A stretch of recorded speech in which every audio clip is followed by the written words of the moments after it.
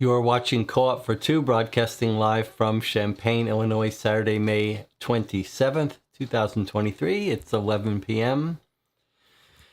And we're here to play the final two chapters of Escape from the Asylum.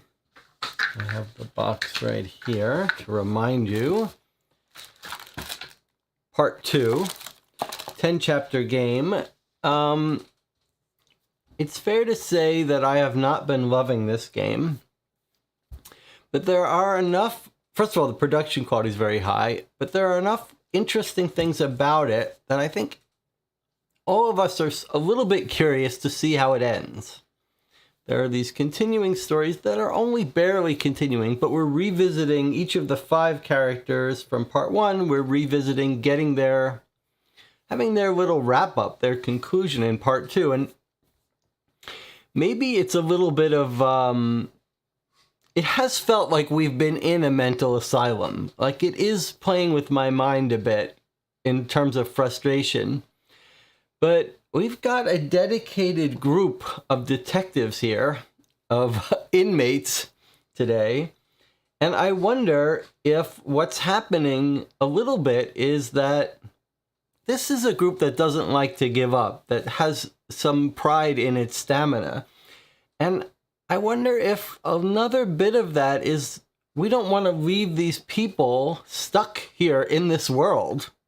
We've played 5 chapters, the first 5 chapters, each of our inmates, we've escaped them down like halfway out of this crazy house.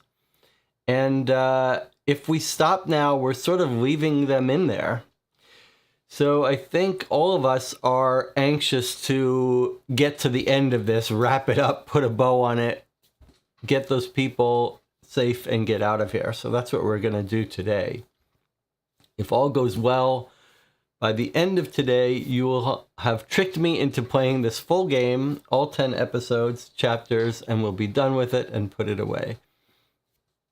Let's check in officially now with the chat and see if there's anything going on. You guys are having a conversation amongst yourself. That's great. I fully approve of that. There's no need to talk to me in the chat since there's big delays on YouTube. You just talk to each other. They're talking about Hunt a Killer, Blair Witch versus Curtain Call. Now, normally I'd be happy to talk about lots of stuff and catch up on stuff that's been new, but what's different tonight is that tomorrow afternoon, Sunday at 3 p.m., I'll be doing a live channel update question and answer session. So I'm going to save all discussion and side topics and updates for tomorrow.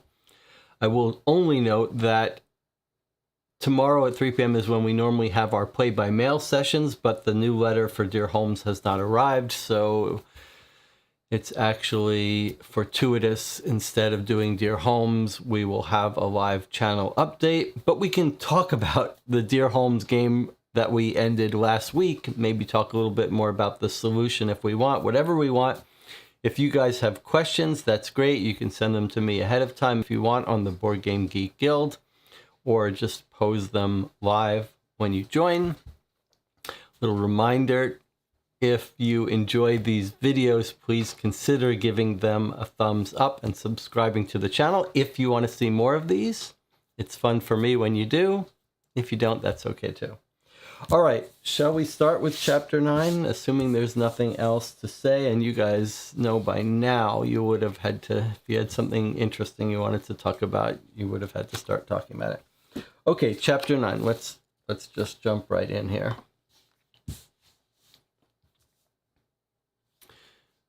So this is someone this is our journalist. I wish I had saved the cards, the first 5 cards from chapter 1, so we could remind ourselves. You infiltrated the local mental health clinic as a patient and would have made a spectacular article if only you hadn't been caught.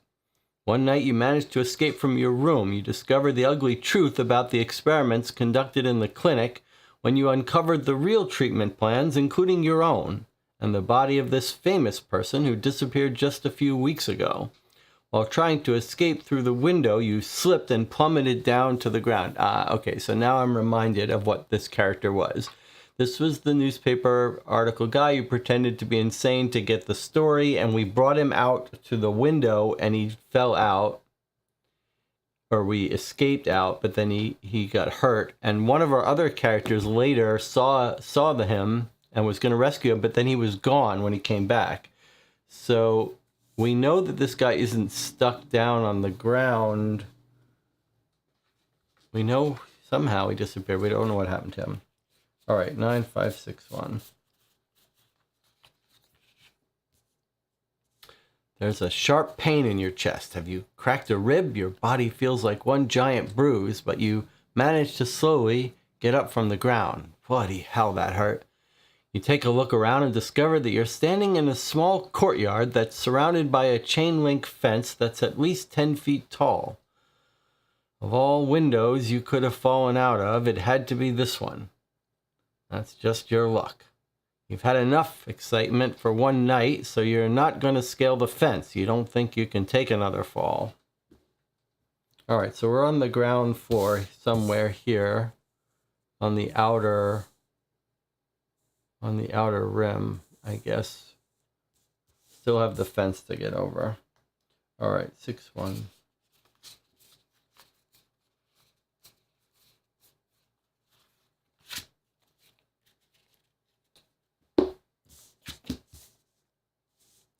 Luckily, you didn't make too much noise on your way down, so the courtyard is not swarming with guards. You look up to the windows where you fell out of, but there's nobody there. You're puzzled. If it wasn't a guard who scared you, who was it then? So we got scared by someone. I don't quite remember that thing. It was one of the other characters in this game. Kind of a fun element.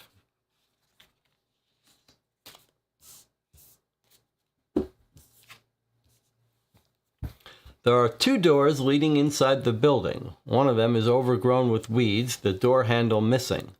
The other door has a door handle, but it's closed with an ancient-looking padlock. Looks like you have no other choice but to try to open the second door.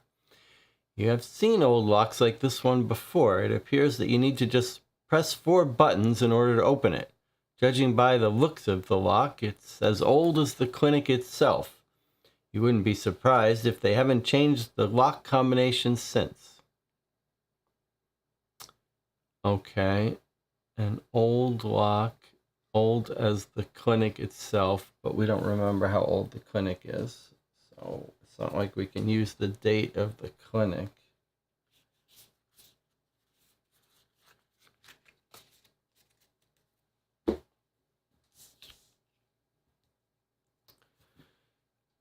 Okay, so this is card 8240. Most of the cards have their number on the back. Very few of them actually have their number on the front.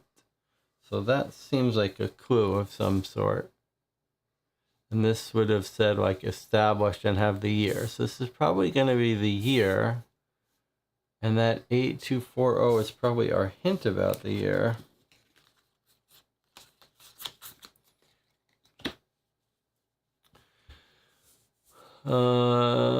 But in what sense? Let's take a closer look at this. I'll see if I can give you guys a close-up.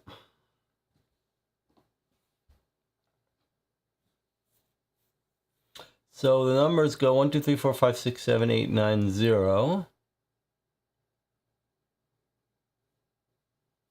No obvious pattern on the brick wall. It would seem like this number of this card 8240 is all we need to know. I mean, it could just be 8240, but 1824 might be a reasonable guess for the age of this place. That seems a little old, but I don't remember how old this place was. What else would you do with 8240? Any thoughts from the channel? I mean, surely we're not supposed to remember anything beyond what this chapter's cards were. That would be insanity. I shouldn't use that word insanity with this game because it's likely to get us in trouble. Well, let's look at what else we got. Someone says tilt the card. Let's try to think out of the box too. Let's look at, we've got this. We also have rules. We could look at the back of the box too. Okay, so Jonathan says, let's see if we can look for any physical stuff on the card that could be trying to trick us. That trick has been done to us quite a bit. In fact, we're learning a lot from this game about what physical manipulation things could be done. Yeah, I don't see any patterns or etchings or other information tilting. We could look at that EST again. EST. We'll look at so EST dot. So normally you would think that that's going to be like established and give us the year it was established. But the fact that 824 is there has got to be part of it.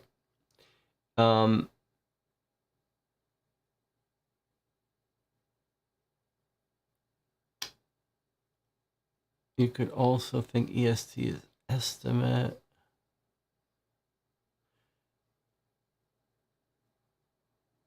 I'm tempted to try 1824.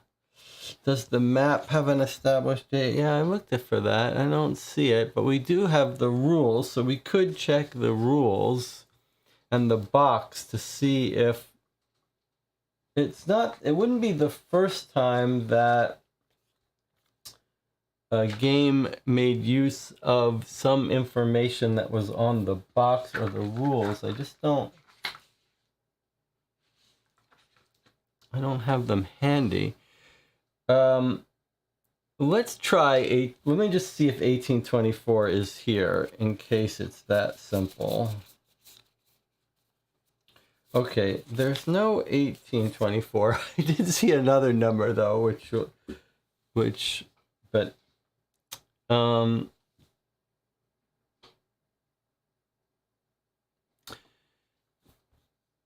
so on what other basis? It sure seems like it wants us to figure out when the asylum was created. All right, let's take a look at the box and maybe the rules and see if like there's some lore, like you're in an asylum that was created in 1824.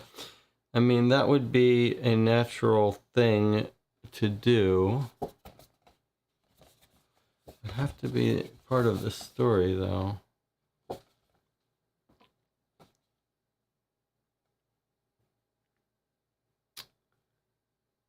Not there. Could be if there's a backstory in the rules, or it could be on this card somewhere. Obviously, that would be more logical.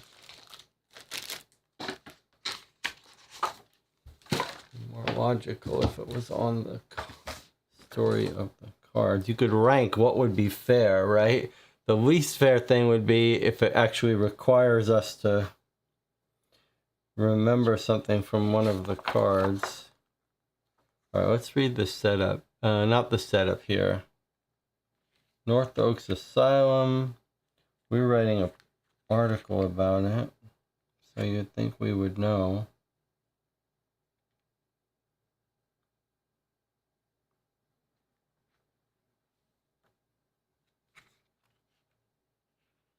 Alright, I don't see any history of the North Oaks Asylum for us to make use of. Let's see. Are we supposed to have the newspaper article with us? No. So the game makes very clear that you don't need anything from part 1 when you play part 2. So there are things you keep and carry around with you. Unless you think that we got something in a previous chapter of part 2 a newspaper article? I don't think we did. But if there was something we're supposed to carry with us from a previous chapter in part 2, then we should still have it, and it's possible that I put it back in a room that we were in. There was that newspaper thing, but I don't think it told us to carry that with us. I think I've kept the things that it told me to keep. Like these cards. Actually, this one doesn't tell you to keep it.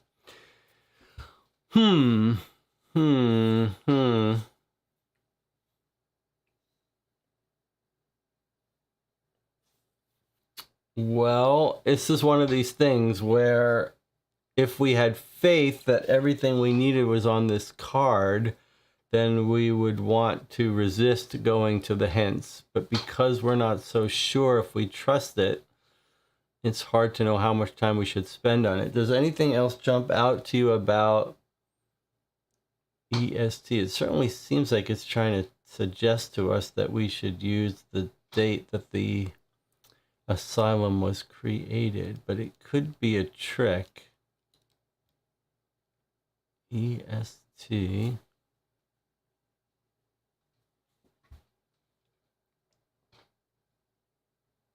I mean, this 8240 has to be significant. It's very rarely on the front of these cards. Maybe I'm wrong. Maybe the cards all have... Okay, maybe I'm wrong. Maybe the cards all have this front thing on it.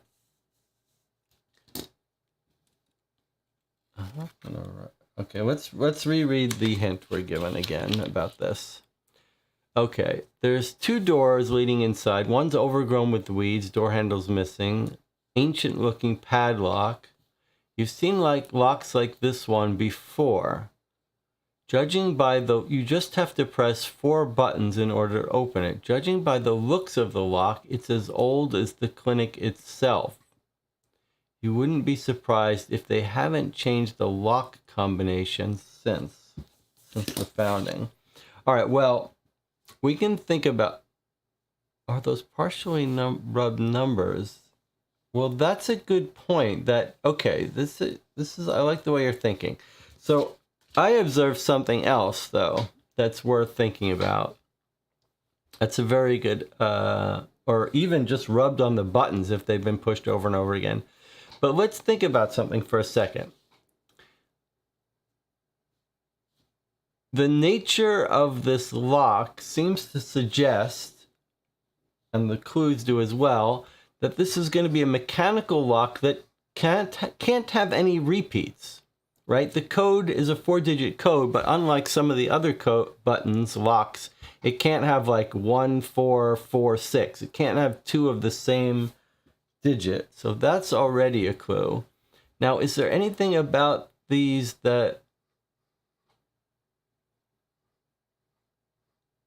would tell us which button's been pressed? Like, can you see certain of the buttons look lighter or darker? It almost looks like there are digits up here.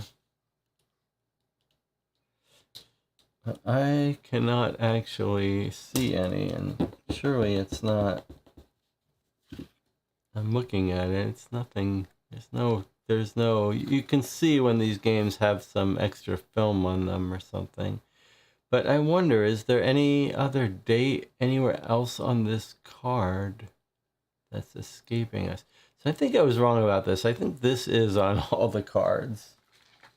Let's see if I have any other discarded cards, because that would be a big deal if I'm totally misremembering that. Let me look at my discarded cards here while you guys are thinking.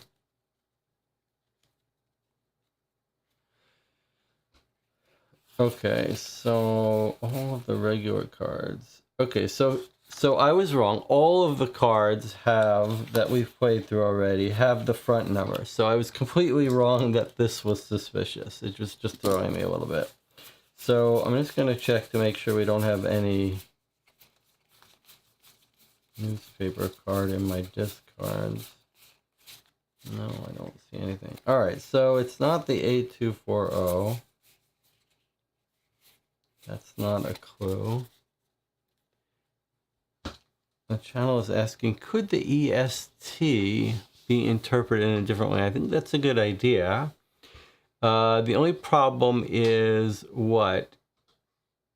The E is a 5, but then when you get to the S and the T, those are both double-digit numbers. So if you like mapped each letter to its alphabetical number, you'd get a 6-digit number. EST. It sure seems like the game is suggesting to us that we need to know the year that the asylum was built. Suggesting to us in the clue, or it's suggesting to us with that EST.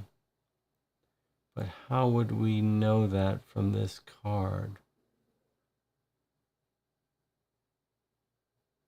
Nicholas says, I think EST is the important clue here. It clearly shows that the second part is missing. The second part, that would be the year that it was built.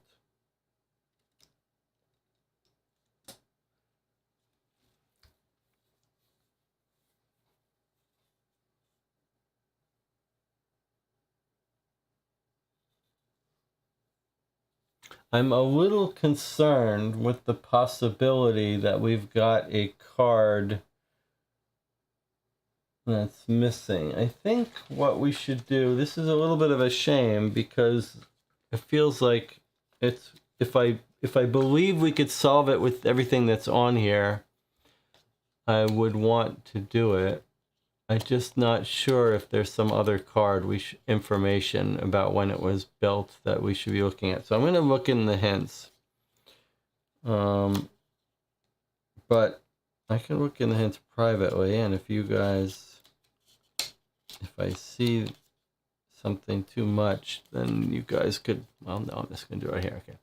Looks like the stone plaque used to contain the date of the establishment. Perhaps that was the last time they've changed the combination. Okay, so exactly as we thought, the stone plaque could have probably contained the year, and maybe that was the last time they changed it. Okay. We knew that. Nicola wants me to look at how many cards there are starting with an 18 or a 19. 6.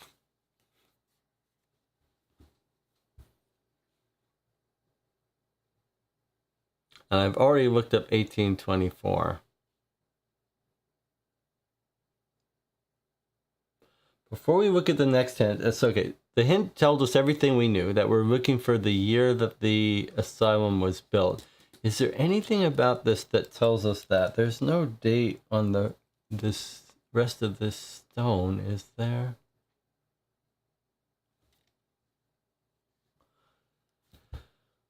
I'm going to look at the next hint because I don't want us to spend an hour here if it's going to say you should have had this card.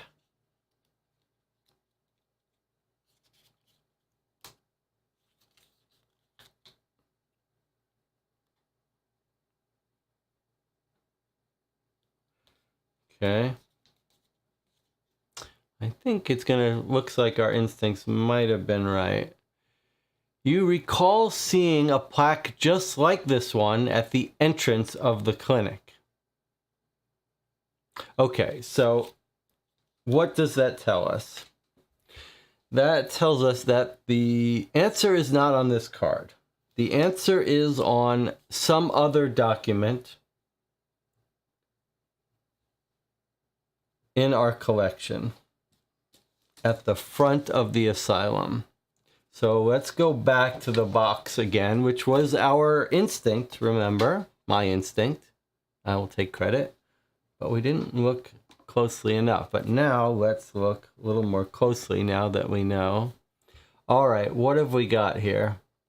Here's the front of the box. There's the front of the asylum. Okay, so there's the front of the asylum.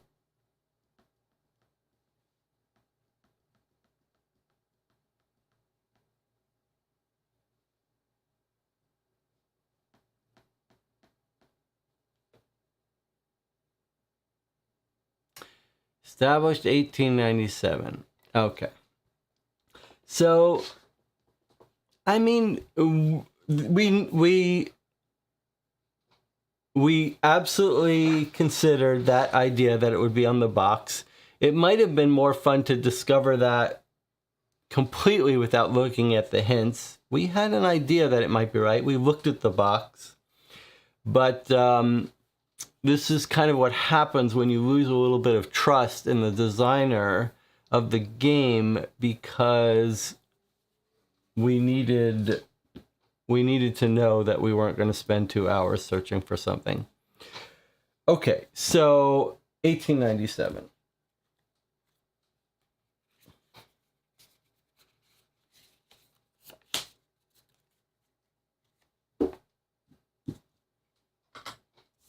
All right, but kind of cool. It makes sense that it would be on the box. It makes sense. Somehow, what did I look at? I looked at the sides. I was looking for text that might have told it in a story rather than on a picture. Okay. All right. You press the correct buttons on the padlock and remove it from the door. You enter the building and find yourself in a long corridor. We're back in the building. You notice the door to the pharmacy. A pharmacy. Just what you need. Maybe you could find some painkillers to dull that awful pain in your chest and clean your wounds so you don't get an infection. Take card 7298.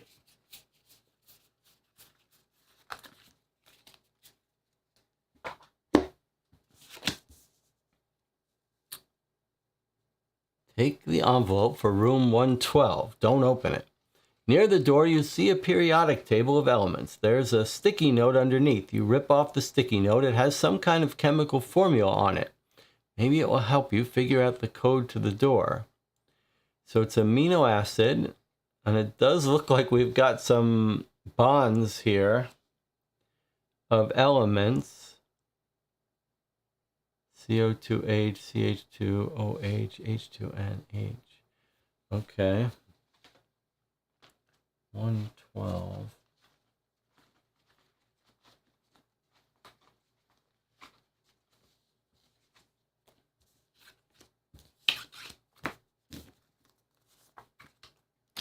All right.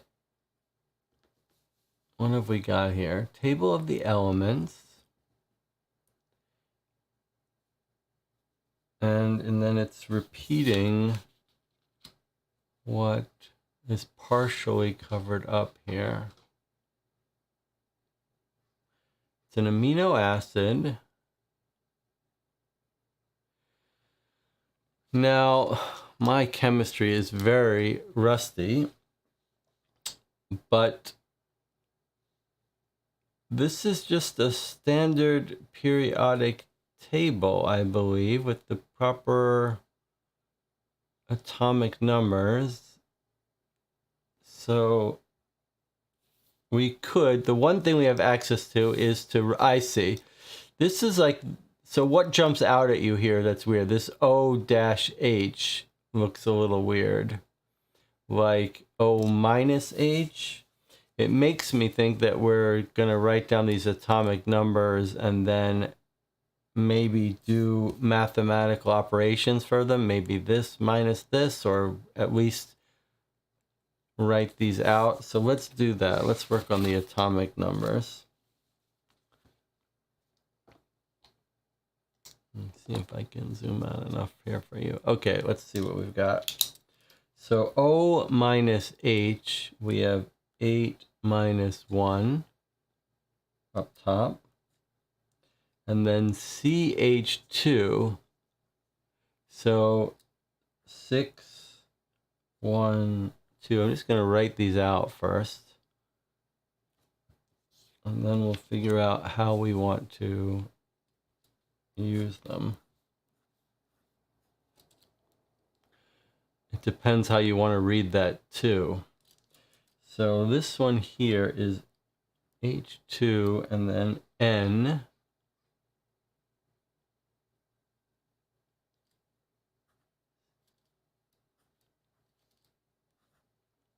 Our C is 6. And then we've got 6, 8, 8, 1. Oops, you can't quite see that whole thing. Okay, and then lastly we have a 1 here.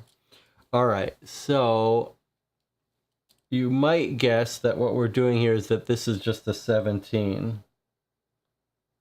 But then you wouldn't get 7 minus... It could be multiplication. 7 minus 6. 7 minus 6. But then what do we think these are? Multiplications? And that would give us a negative number. So that's not right.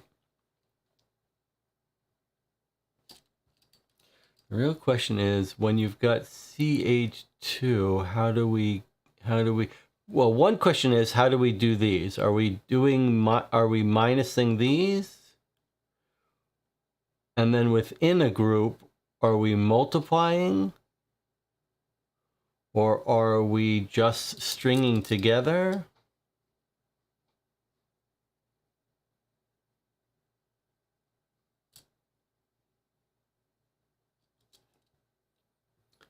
So it can't be, it seems unlikely that it's going to be, that these operations are minuses, because that's going to give us a negative number, surely. So what is it then? Is it, and there's more than 4, so we're not going to get 4 different digits.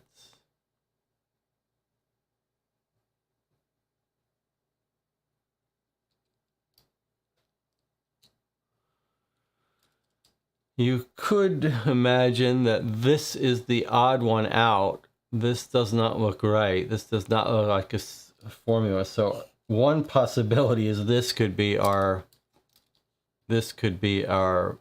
key. It looks like Matt has come to the same theory as I have. So has Dispaminite. Okay, so you guys have come to the same idea I have, but before me, which is that all of these look like possible molecular formula, although I would notice the OH is not its own thing. But this one looks weird, COOH. So the idea that this one looks weird, and so maybe it's this one directly, that's an interesting idea. It is worth checking. So let us check it. 6881. No, that's not right. I thought that was going to be it, but that's not right. Okay, so it's not so simple.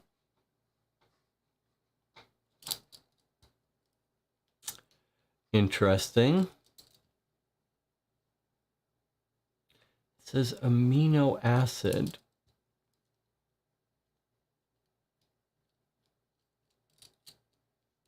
Let's think. What are the different ways we could do this?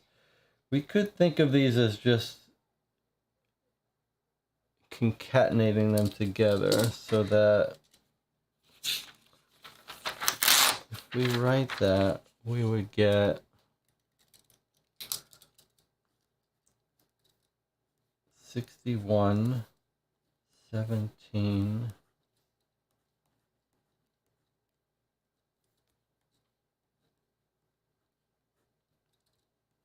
that's a weird set of numbers.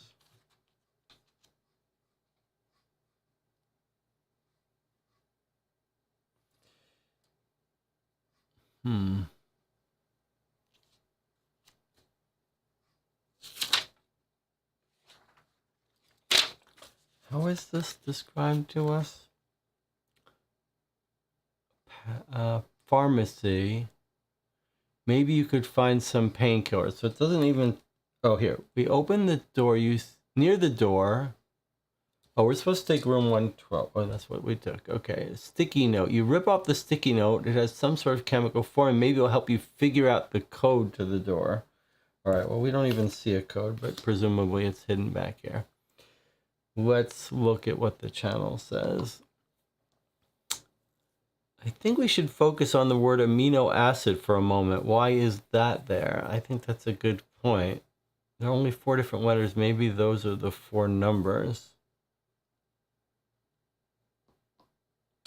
I think it is very interesting that it says amino acid. Now, I don't know what the amino acid tells us, and the game tells us we're not supposed to use any internet to help us figure out, but it's going to be something like there's a pattern of amino acid, like amino acids always have a certain set of bonds and everything else makes it an amino acid, or variations of an amino acid, but I don't know what that is, and I don't know enough to know if anything's standing out as odd, although this one certainly looks odd.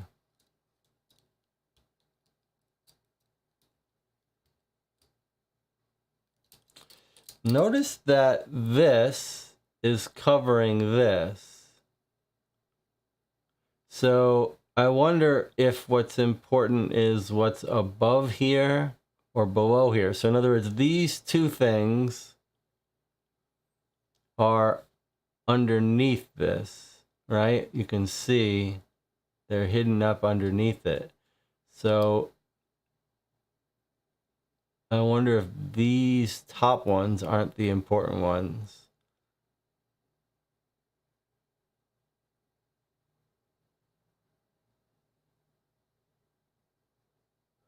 So many different ways you could come up with this. If it's just these two that we should care about, you might imagine different ways to get 4 digits out of these two things. You could have an O minus an H, which was 7 minus 1 is, sorry, 8 minus 1 is a 7.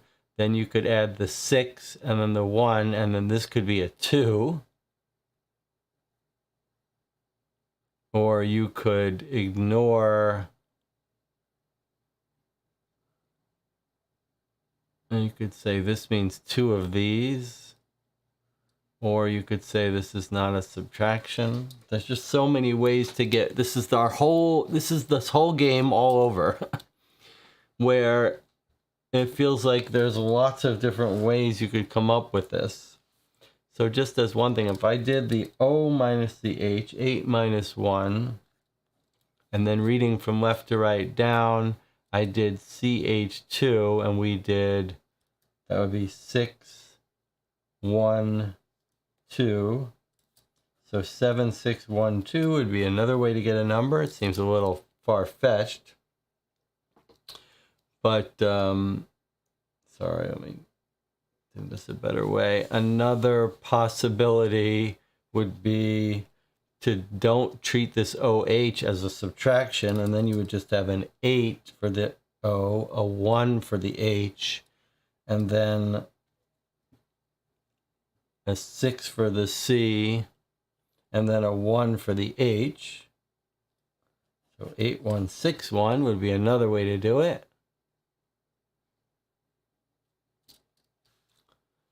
I mean, the other possibility is just look at OHCH. Is that what I just did? Yeah, that's what I just did. That's the 8161. All right, let's check these two. 7612 is not there. And neither is 8161. Okay, so those guesses are not right.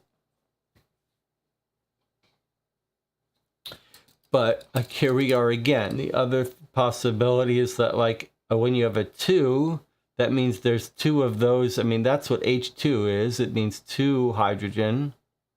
So does that mean we repeat this twice instead of this, and then a 2? Could it mean we've got 7611? I don't think so. I'm gonna check for it though. I think I would have remembered if it was close. No. This is exactly the complaint of this game over and over and over again. It's almost as if it did not occur to them that it's a problem when there's 10 different ways to solve a puzzle. All right, let's see. Matt says maybe OCCH, the only 4 single letters joined by lines vertically. Says, not that we should look it up, but I did. It's an amino acid called serine. The only outlier is it's OH instead of O-H. The formula is CnH3NO3. Nicholas says, I like Matt's idea of OCCH, which is 8661. From C3H703, you could get 3703, although really an O, not a 0. Well, we did look up 8661, didn't we? No, we didn't. Okay, it's not 8661. I'm not even sure what the logic for that was. Let's see. Let's look at the comment here about the only outlier is it's OH instead of O-H.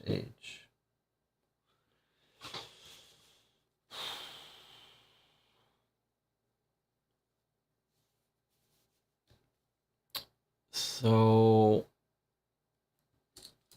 the fact that half is hidden could be totally insignificant. We could only need to be looking at this.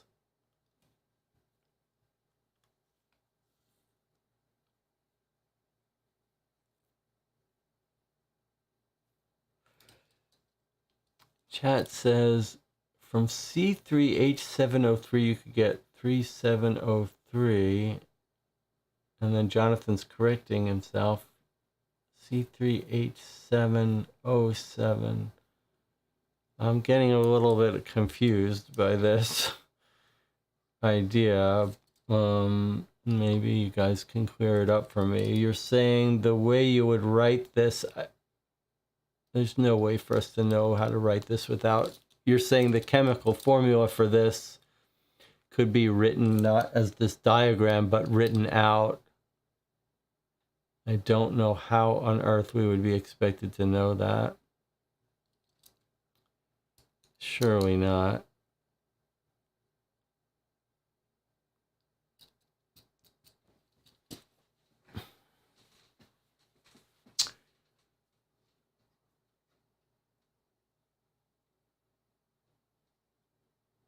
It's an interesting little challenge in terms of just looking at it from a high level.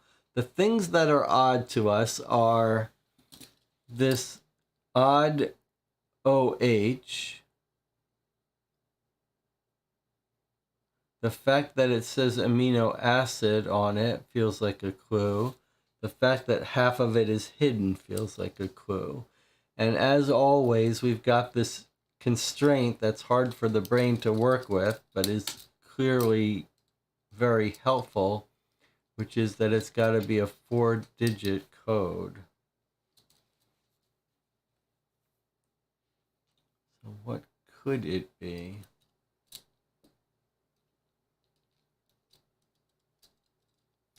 I see. So one of the theories was just look at these straight lines down, OCCH. That seems bizarre to me that we should know that we would go this way instead of this way, whatever. But if you did OCCH,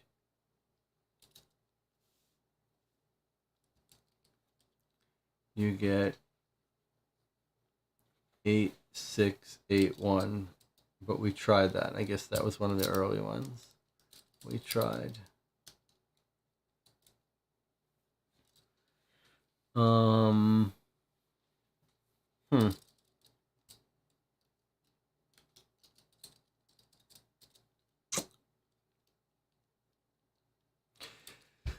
game frequently does little tricks on us, like you could look for what words could be spelled here, like what else could it be doing other than looking up. I mean, it seems obviously relevant. It seems very tempting to say that we're using the atomic numbers here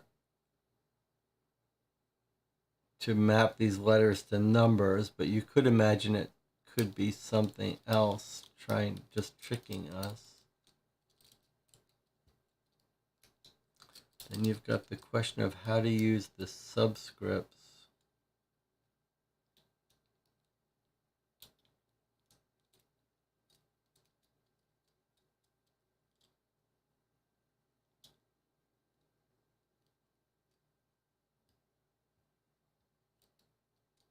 I mean, if the mathematics of it, I was saying how I didn't think it could be a mathematical thing, but just because you get a negative number, but I'm not quite sure that's right. If you, depending on how you read the 2.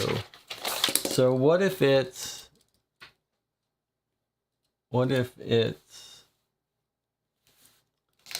O minus H is, what if we write that as 8 minus 1? And then what if we write, and then the CH2, yeah, this is not going to work to just do math on this. But okay, but what if it's, this is a this is a digit, this is a digit, this is a digit, and this is a digit. So that would be a 7. 7, 1 would be the first 2 digits. Let me just look up if there is 7, 1. Okay, so there is 1, 7, 1. So I'm just thinking, what if we write this H2 as 1, 1? And then the N, which is 7. What if we write that as 117 minus the C, which is a 6? And then what if we write this? That's where we're into trouble. This would have to be, that wouldn't make sense. Or, but what if we write this as 11 times 7? And what if we write the CH as 6 times 11? No, that doesn't make sense. All right, let's see what the chat says. Could each line be a number? That's what I was pursuing. 2 could be divided by 2. It's not that the third, see, I was thinking like, yeah, it depends on how you want to use that 2, but I was thinking if the 2 is just a repeat, then this becomes 11.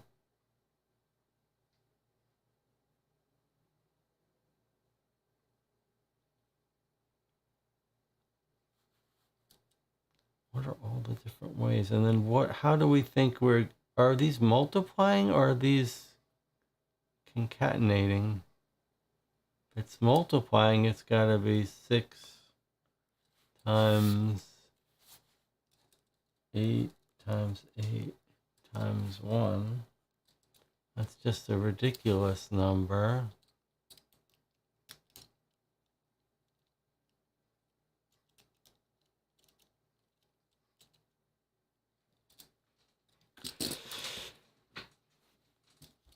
So, yeah, the idea that each line is a digit is compelling, but then how do you get a digit out of these? All right, this you can get a digit just by subtracting these 2. How do you get a digit out of this one? How do you have to interpret it to get a digit? You could ignore the 2 and just say this is CH. You could say it's 8 times 1.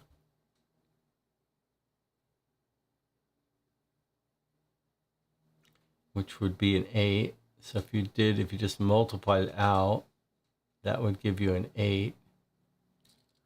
This feels like it's a bit cheating, but let's just see is there a 7, 8? There's not even a 7, 8. So we know it can't be 7, 8. Wait, sorry, I don't know why I got 8. That's a 6. Let's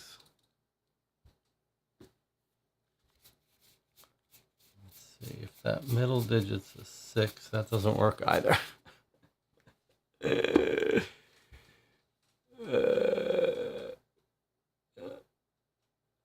Matt says, do any cards start with 7 and end with 1? 6881. We tried that. We tried looking up 6881 and we didn't see it. All right. Nicola and Tina says, no, Nicola says vote hint, and Nicola is our master of this genre, it seems. So, could the room number 112 factor in? Very unlikely. Very, very unlikely.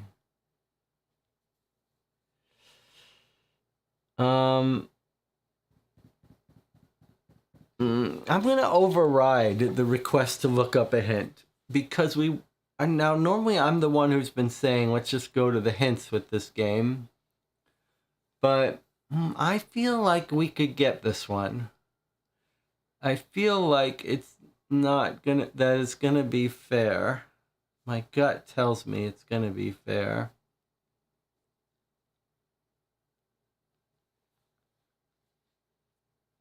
And that we have to think out of the box. I don't like all the degrees of freedom, though. I don't like the fact that it could be what's above here.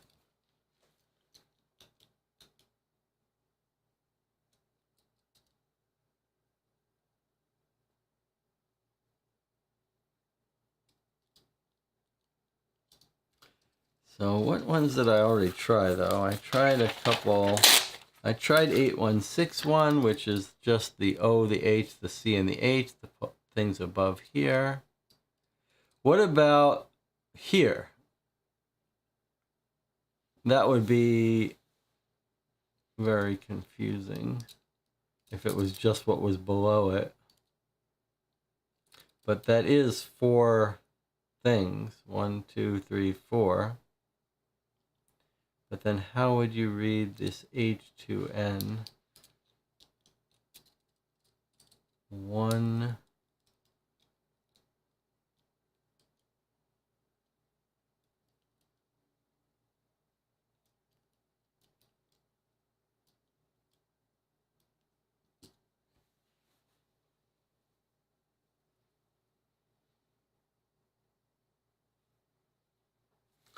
So, is that what someone was asking before? How many cards start with? That's what Matt was thinking. How many cards, like if you make this a 7, which is 1 times 7, and then this is a 1, that would be a 7, 6, something 1. Did we look for that, though? I think we looked for that. So is there any 7, 6, something 1? No, there isn't. So it's not that. All right, let's see. Chat says, how about we total each type of element and order their resulting numbers alphabetically?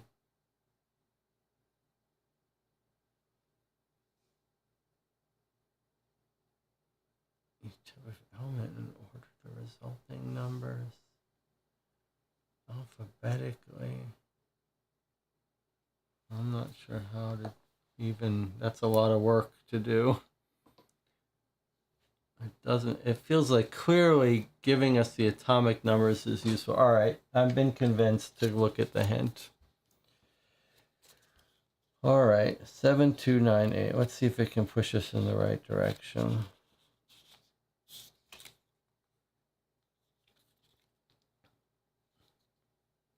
On the sticky note, you have the structural formula for serine.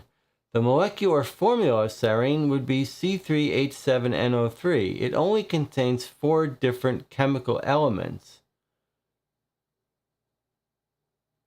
but the number of atoms of each chemical element is different.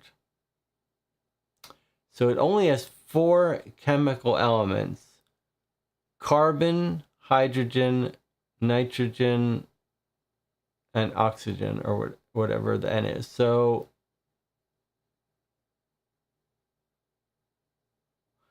all right. Boy, that's a little bit convoluted, but I guess what it's saying is that, wow, that's kind of rough, guys. So let's write it down. C3H7NO3. In other words, that formula is, to refresh your memory, it's saying that basically there's 3 carbons in this whole thing, 3 C's. There's a C, there's a C, there's a C. There's 7 H's. 1, 2, 3, 4, 5, 6, 7. 1 N and 3 oxygen. There, there, and there. Okay, so it's saying there's 4 elements, and maybe their atomic number is the order we're supposed to provide them in, but C, H, N, and O, those are the 4 elements. So maybe it's that the C is a 3, the H is a 7, the N is a 1, and the O is a 3. But then the order or the atomic number. So the atomic number for C is a 6. For hydrogen, it's a 1. For N is nitrogen, right? And O, oxygen, is an 8. So there's how many times they appear. There's their atomic number. So depending on how you could try to... Chad's having fun with this.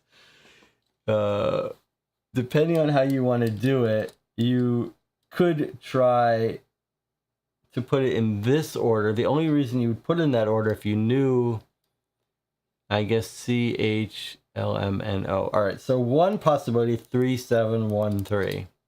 Another possibility is 6, 1, 7, 8. And then still another possibility is that it's these numbers in this order, in which case it would be 7, 3, 7, then the 3, then the 1, then the 3. So could be 3, 7, 1, 3, 7, 3, 1, 3, 6, 1, 7, 8. What's your best guess? This is just how chemistry formulas work, to put them in alphabetical orders. Okay. Well, let's try it. 3, 7, 1, 3.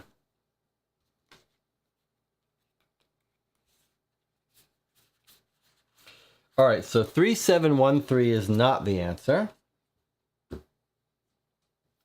That's not the right answer.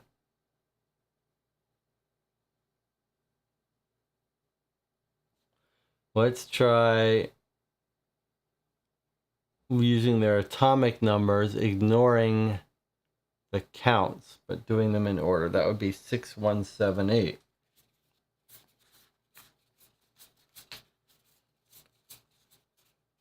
Okay, that's not right. It's not really possible that it's this craziness.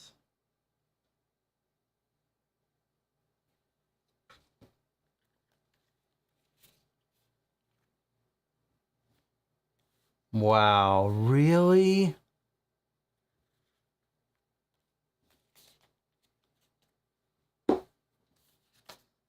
Yeah, okay, so let's go over how they came up with this as the answer to this door.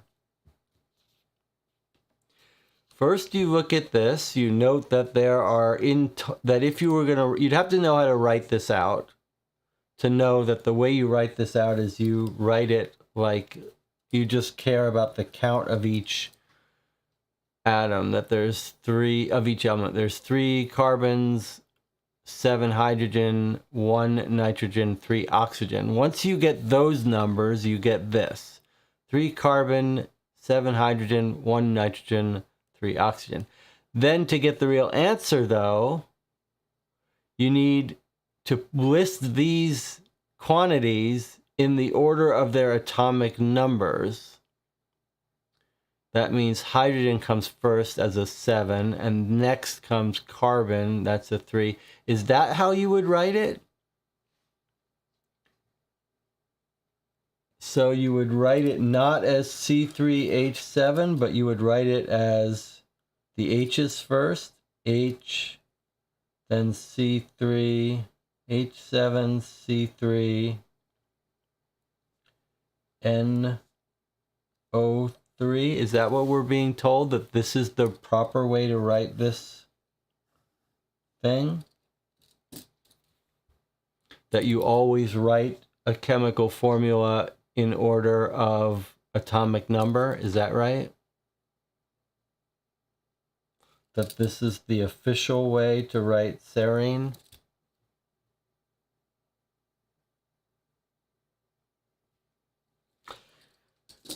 Matt says there's an easy way to understand this, which is to see what the hint tells us. So let's do that. That's a great idea. Let's look at the hint 2 and then the solution.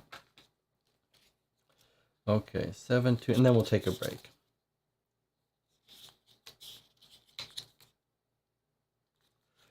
Okay. The periodic table will help you determine the order of the digits in the code.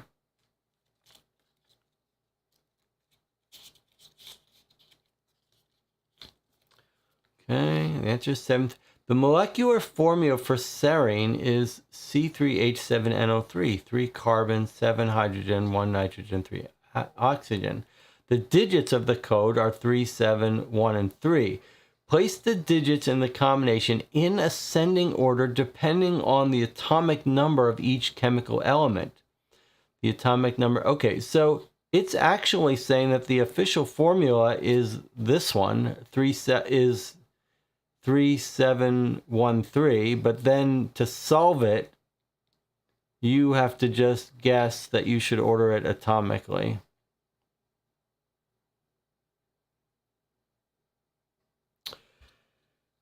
So this solution is actually telling you that the official solution is this one, which is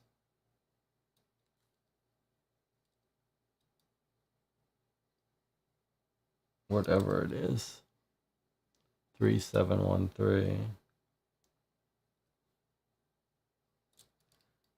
It's telling you to write it this way as the official way, but then if you order them atomically, you get this one. Okay, so it's again this. I mean, that's kind of ridiculous. It's frustrating. But the other thing that's so bewildering for a game that so much care went into, what's so bewildering is why you wouldn't have at least a card for that 3713. Have a card for if you put it in the natural order, which I don't know how you would know anyway, which said like you're close. Weird. Okay, let's take a break. I'll see you in 8 minutes. We'll continue and see if we can get out of here with our sanity intact. It's good we went to the hints though. I'll see you in 8 minutes.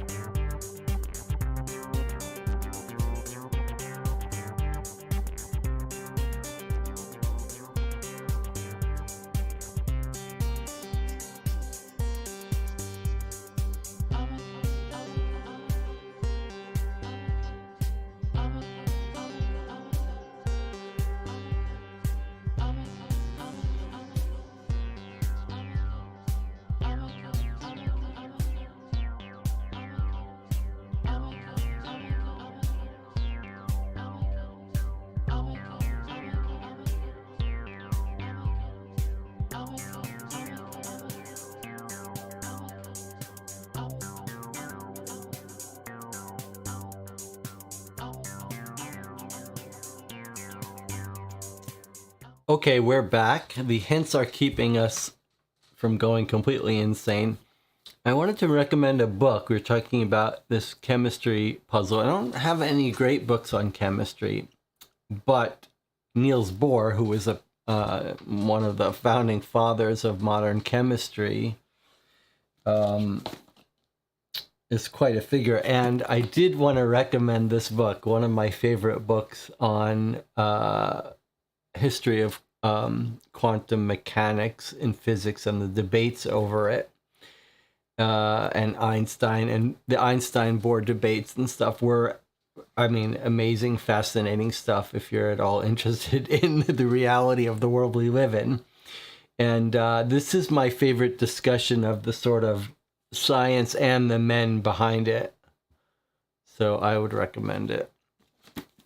There's some interesting debates between Niels Bohr and Einstein about understanding how you should be thinking about quantum mechanics, and Niels Bohr sort of embracing it early on and saying it's the math. You just run the math and don't worry about the rest of it.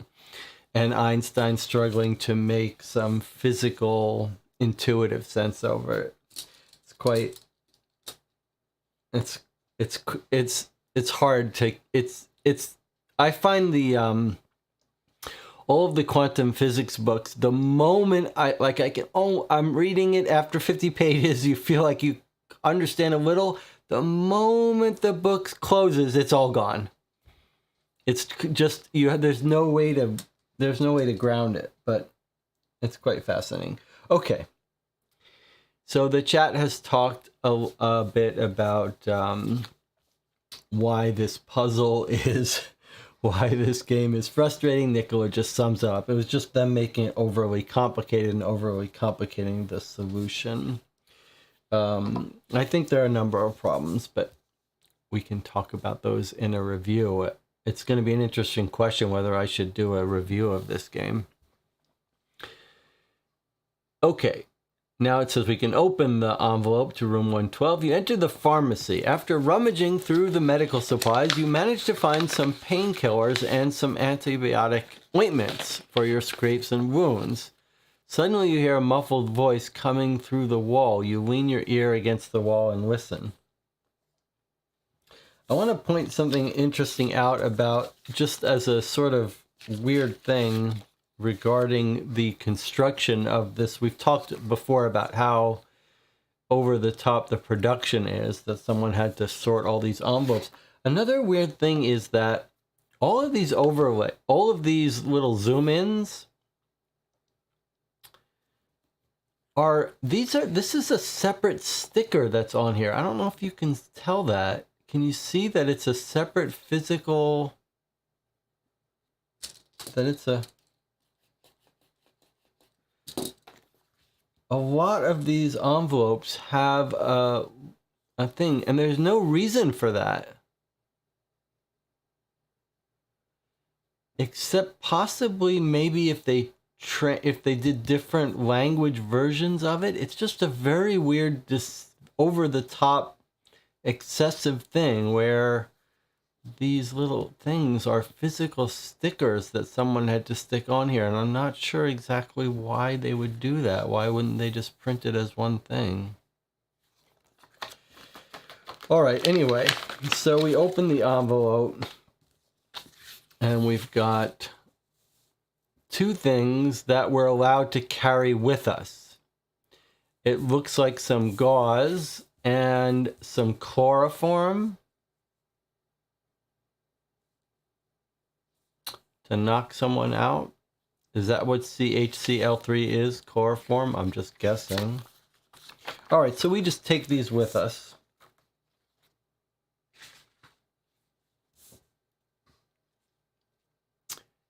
We found some painkillers, some antibiotic ointment. I guess it's meant to be antibiotic ointment. Seems like it's chloroform to me. Suddenly you hear a muffled voice coming through the wall. You lean your ear against the wall and listen. 2853. Are we going to hear more things that we are from previous chapters? Does it peel off to see what's under it? No, it doesn't. In some cases, that thing has been a special material. There was a thermoreactive material on one of the envelopes, but for most of the envelopes, it's just there for no reason. Through the wall, you'll hear a female voice. Since it's the only voice you hear, the woman must be talking to somebody on the phone.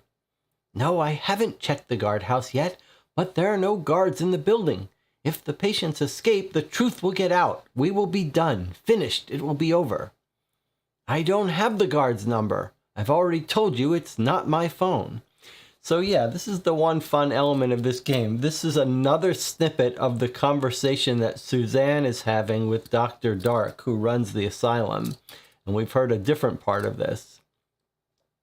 She's pointing out there's no guards, and she's saying that I don't have the guard's number, for whatever that's worth. She's got she's got one of the other guards' phones. 6734.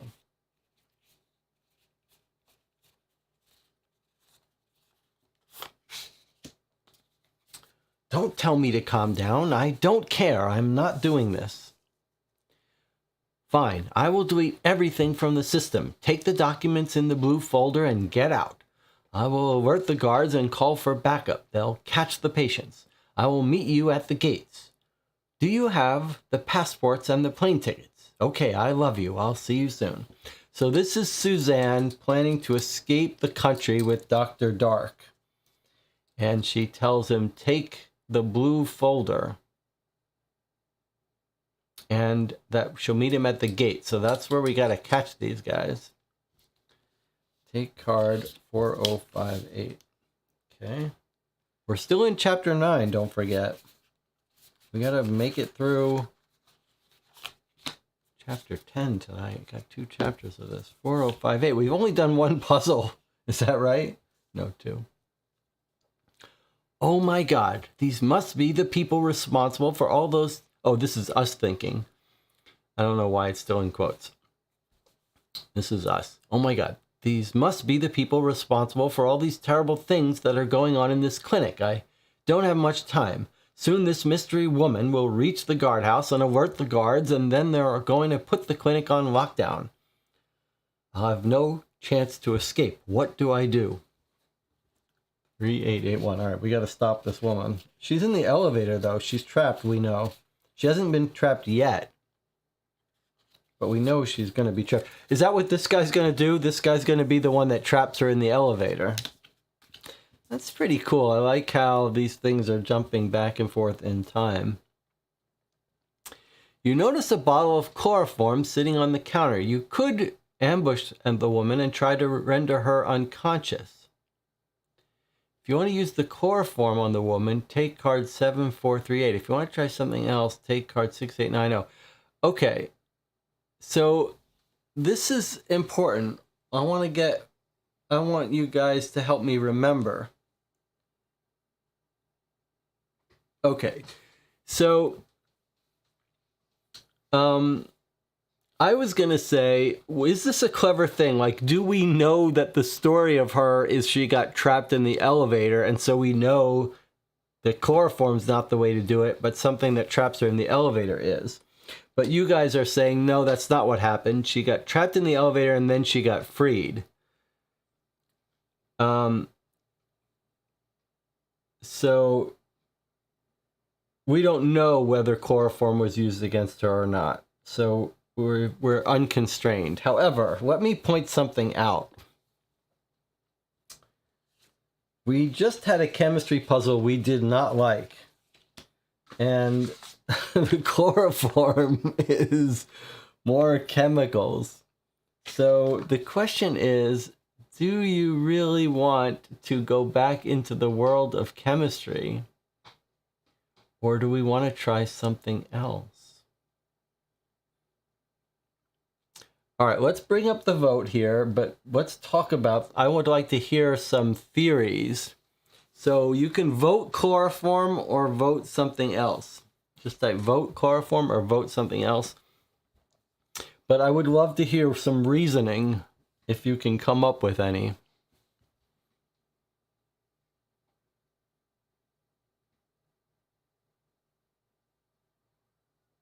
All right, Jonathan is making a joke that I don't know the inside joke about. Let's hope it stands. Dispaminite says, I want to dose her because it takes her out. Does seem like a reasonable... We do want her out of the picture. 2 chloroforms and 1 something else. The problem with chloroform is we don't get to talk to her. I would like to squeeze some information out of her.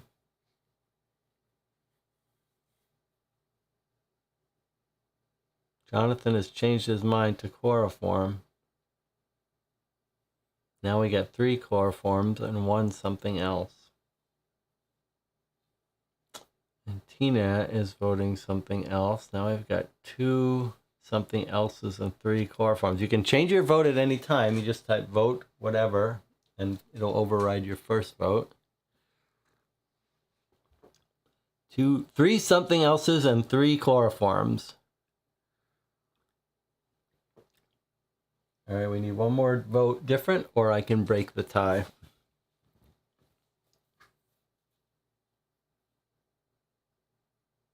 That's it. 4 something else's, 2 chloroforms. Someone has changed their vote. Grab a knife and be done with her forever. Okay, that's it. All right, that's it then. We're doing something else. We're not going to chloroform her. The nice thing is that when you make the wrong decision in this game, it just tells you to back up. All right, so we're not going to try to chloroform her, even though it was a lot of work to get in and get the pharmaceuticals.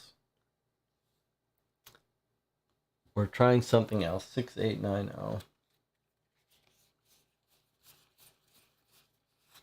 It feels like knocking her out might mean we lose more information. We lose the ability to force her to tell the doctor to meet us somewhere. So I think we made the right decision. Although if we just stab a knife in her, we're not going to get any more information ever. Let's see what happens. You leave the pharmacy to follow the woman. On your way out, you notice a broom. An idea pops up. You can use the broomstick as a weapon in case somebody ambushes you. You take the broomstick with you. Take card 4859 and look at it. Don't forget to take it with you.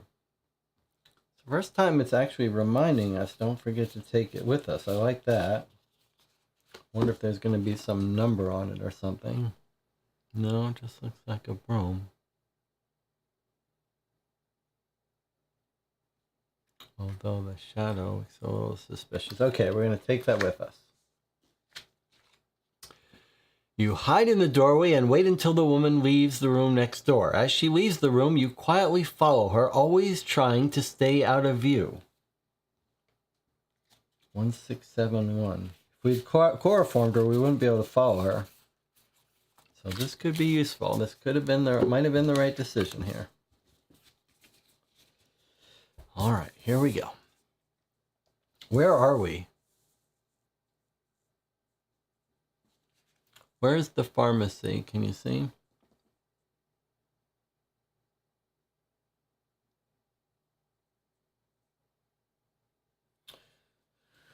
So we were in the pharmacy. We came out and we overheard her. I think wasn't she in the security room?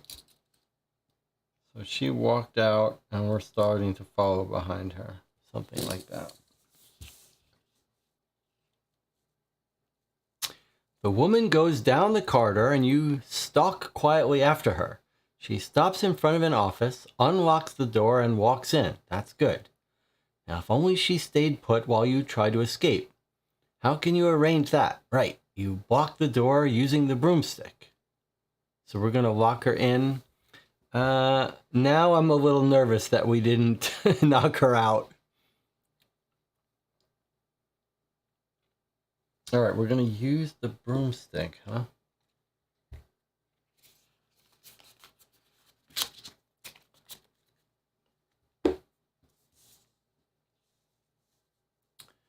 You've locked her in there, but then you realize she still has a phone on her. She might call for help. What do you do? On the wall in the hallway, you notice a cabinet that contains a small tank of laughing gas to be used as an emergency anesthetic. You could release the gas into the room where the woman is locked and knock her out cold. Unfortunately, the cabinet is locked. If you want to go to use the gas, take card 3834. If you don't want to use the gas, take card 4572 and replace card 1074 with card 1074 from the supplementary deck. Do not look at the cards you're replacing. Well, that's tricky. It seems like we should have chloroformed her and just done it right the first time. But it sure sounds to me like if we don't try to laughing gas on her, it's going to come back and bite us. Like she's going to make that card 1074, she's going to make a phone call and get us in trouble. So I think we have to try to use the gas on her. Otherwise, we're just going to leave her here and something bad's going to happen to us. Do you agree? Does everyone agree with that? Or do you want to have a vote and you want to leave her? It's tempting to just leave her alone, but that surely is going to come back and be bad for us. Yeah, sounds like everyone's voting for the gas. What I'm going to do is I'm going to take this 1074. I'm going to put it aside to make sure we look at it at some point. Before we do this, before we actually try to knock her out with the gas, let's think about this for a second, because this is maybe the most enjoyable moment of the game, of this entire game. It's given us 2 chances now to not incapacitate her. The first one was with the chloroform, now with the laughing gas. And now if we choose not to incapacitate her, we're going to get a special story card at some point, a special card. So can anyone make a case for why it would be smart for us not to knock her out, not to incapacitate her? Do we need her?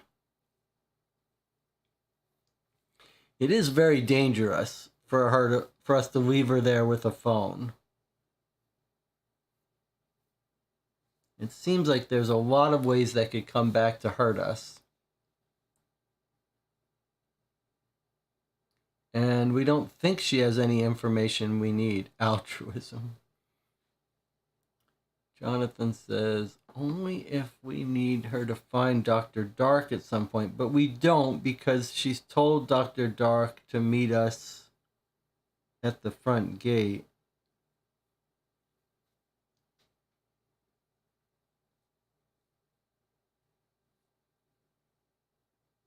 Altruism. All right, I think we're gonna guess her, but we'll put that card away. We'll look at it when we're done. I don't think we need to have official vote. We're just gonna do it. All right, so we're gonna take card 3-8-3-4. Was that the card that same card we would have used with chloroform? No.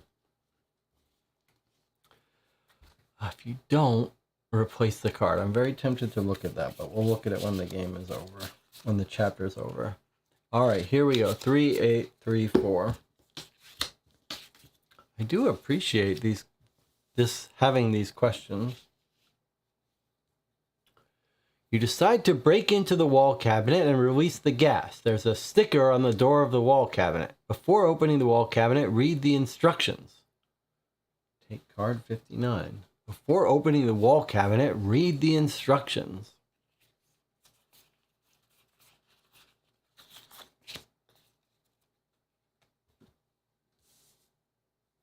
Here's the instructions. Break the tamper seal and pull the pin. Aim the nozzle at the patient and release the gas. The anesthetic effect of the gas occurs after 5 minutes. Nitrous oxide is a colorless, non-toxic gas with faint, sweet odor. Nitrous oxide leaves the body through the respiratory system over the period of 8 minutes. Negative side effects can be observed amongst the patients who suffered a traumatic brain injury or who have a history of alcohol abuse. In order to counteract the negative effects, 4 separate doses of dantrolene are prescribed. Never exposed to direct sunlight or cold temperatures, as it will affect the potency of the gas. Check the pressure regularly, volume 8 liters. Well, I mean, you see what I see. 4 digits. 5 minutes, 8 minutes, 4 separate doses, 8 liters. So an obvious thing is 5, 8, 4, 8.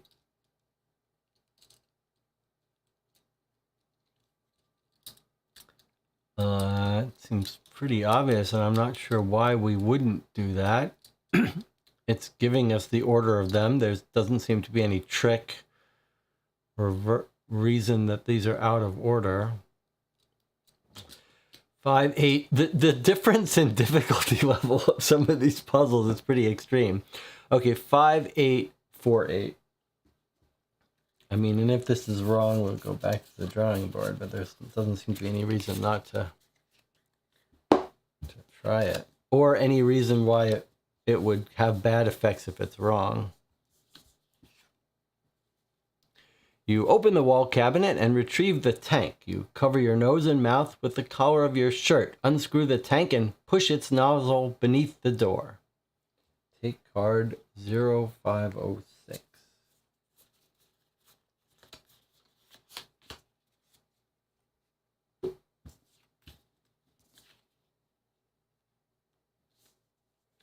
You wait for a few minutes. You can hear the woman ruffling through some papers. Looks like she didn't notice anything out of place.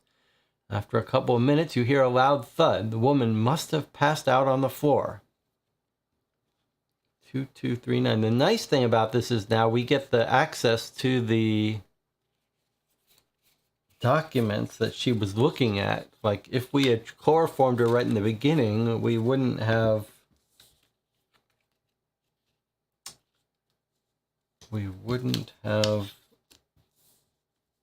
she wouldn't have gone in here to find these documents that we needed found. Okay. You find the door to the, is that not a 9? Is that a 4? No, it's a 9. All right, I guess we're...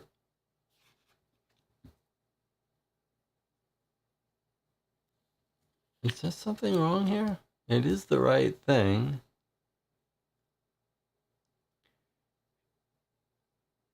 We hear a thud. She passed out. You find the door to the reception. I'm a little confused.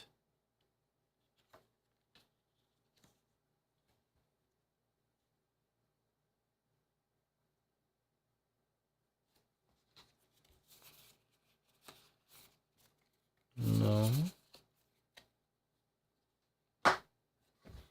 Shouldn't we be taking the broom off and walking in?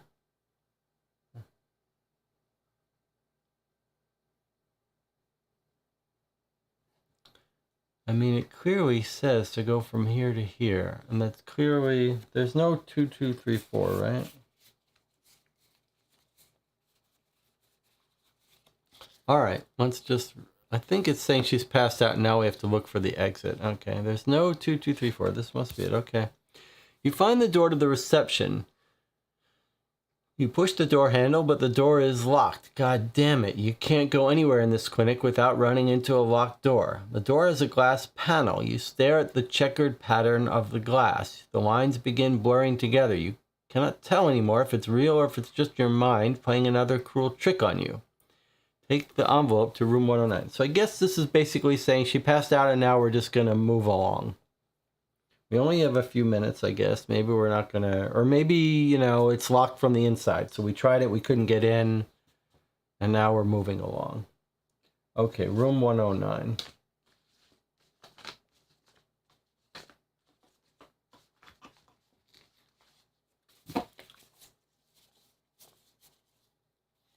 I see.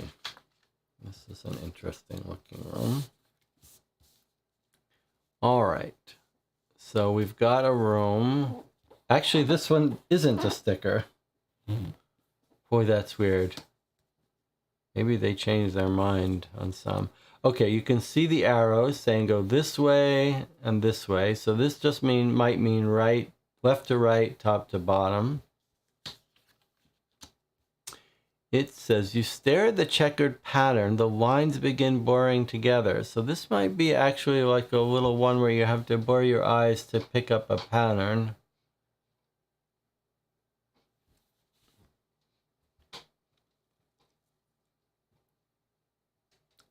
If you blur your eyes, do you see the pattern? Let me put it, do you need it full screen?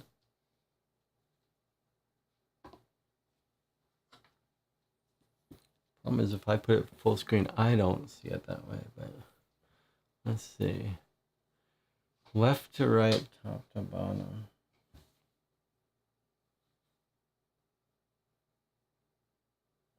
You can kind of see that there's something going on there.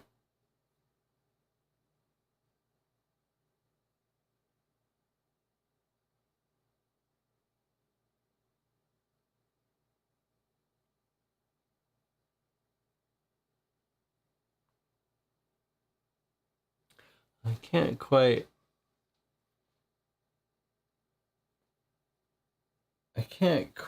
make it blur to me, but I can kind of see that you might overlap. If you overlap this on top of this, what do you get?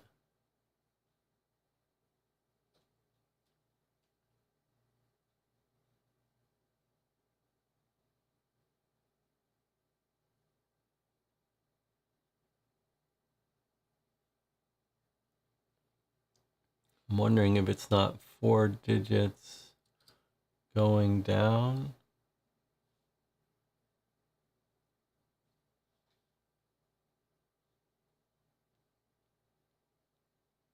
So like 1, 2, 3, 4 is the first row of first digit. Then these rows 1, 2, 3, 4 is the second digit. Third digit, that doesn't work. Okay, so that's not going to be it.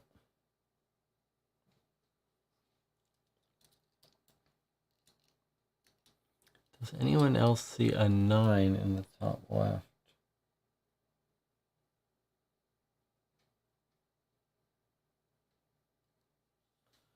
mostly these dark ones that seem relevant, but then there's some light ones too.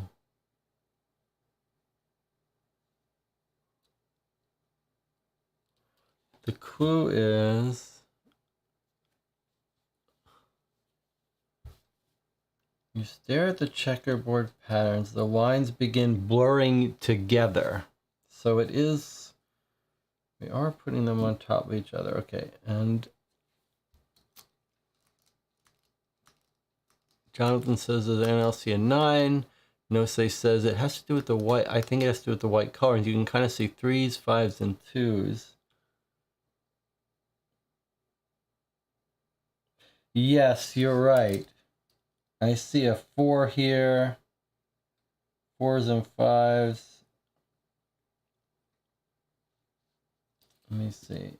So, unfortunately, I see a lot of stuff. Boy, I see 4s and 2, 3. But there's a lot of them. There's a lot of them. I see a bunch of 2s in the left. Now I see 5s. I see 3s. I can see a lot of different things. But yes, it's the whites.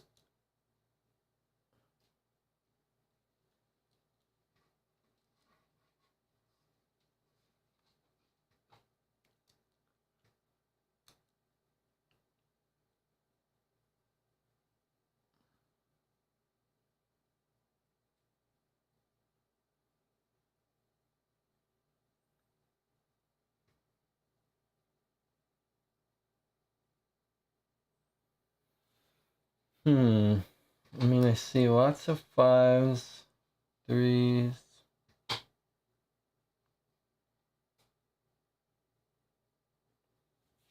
interesting what it might want you to do. Like, what is it? What is it asking you to do? Is this the best way to do it for you, or should I make it smaller? Or is it easier if it's smaller? I see a bunch of 2s. I think I see a bunch of 2s, or almost 2s. But there's numbers all over the place.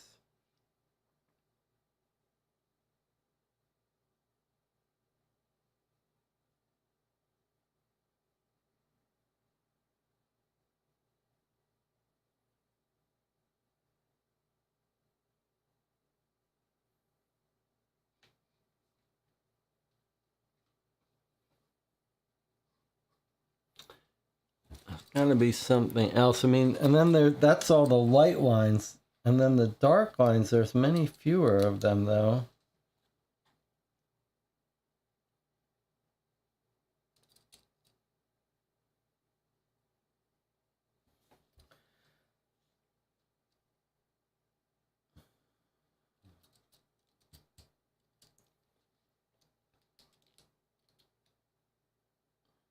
If you look at the top edges, yeah, they seem like for example, here's a clear 5. Lights with the darks. But the problem is there's so many different ones. I do see an interesting thing here. Look at this. It seems to be like a line, diagonal lines going this way. I'm just trying to think, is there some way to line these up to register them, to overlap them?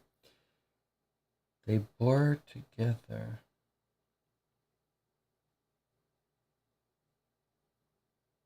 Like there's so many possible numbers. How are we deciding which ones work? Is it just by... Is it digits repeating over and over again?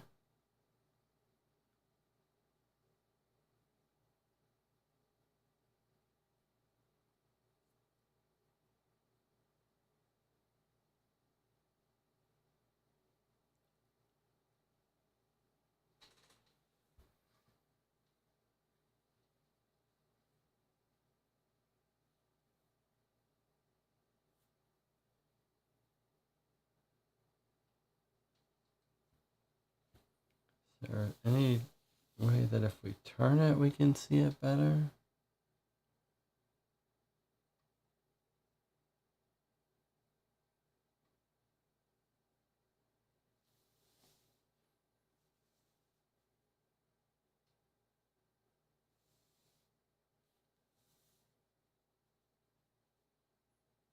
Not really, I know that's just making it more confusing. Okay, let's see. It looks to me like the arrows are saying you should be able to read it as a set of 4 left to right diagonal.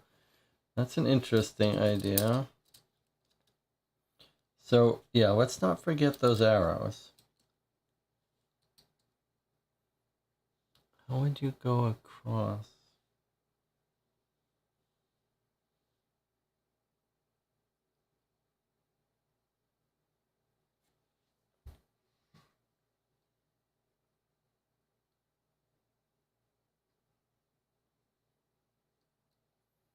Is it that there's 2 and 5 here, and then...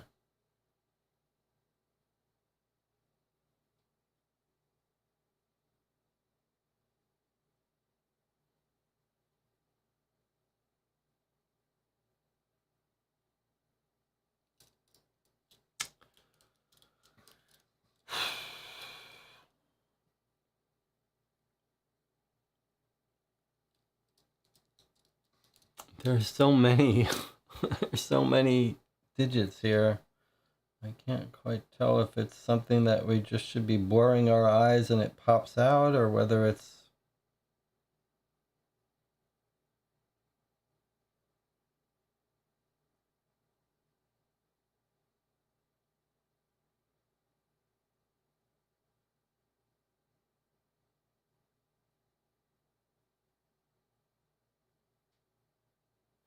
Seems to me that it almost looks like there's splits here.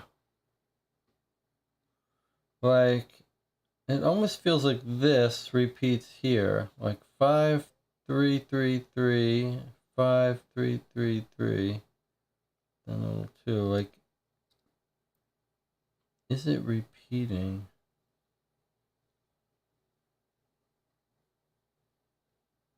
Guess not everywhere. It's not.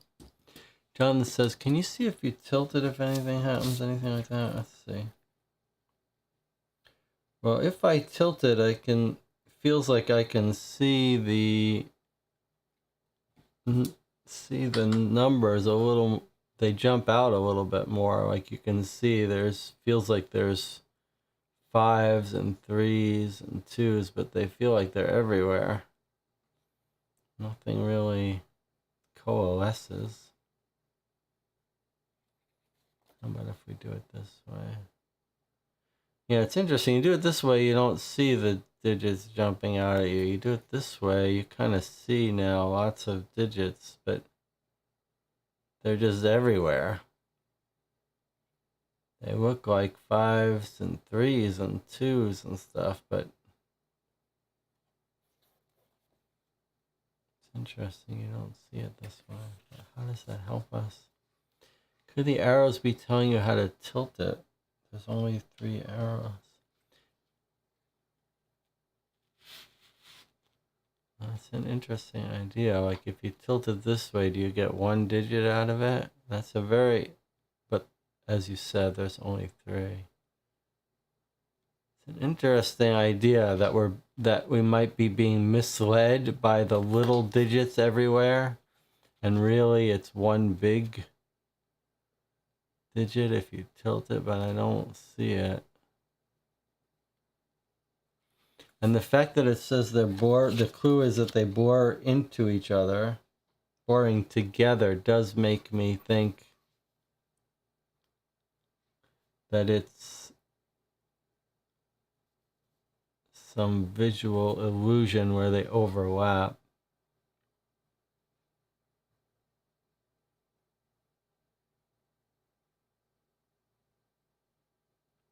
All right, since this seems to be about figuring out some visual illusion type thing, I think I'm just going to look up one of the hints and see what it says. 2239.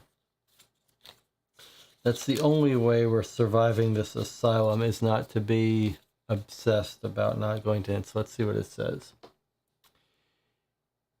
Perhaps the code is hidden in the squares of the glass panel. Yeah, you think? Let's look up hint 2. The glass panel consists of 3 types of squares. You should be able to easily see the code once you distinguish them from one another. All right, 3 types of squares. Oh yeah? Just 3 types?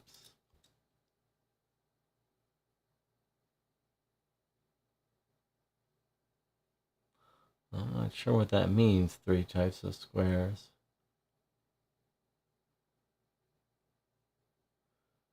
I mean, there's the square with white in the upper left and in the upper right. So these are all upper right white. That's upper left right, these are all upper right whites. All right, so these are only have 2 types.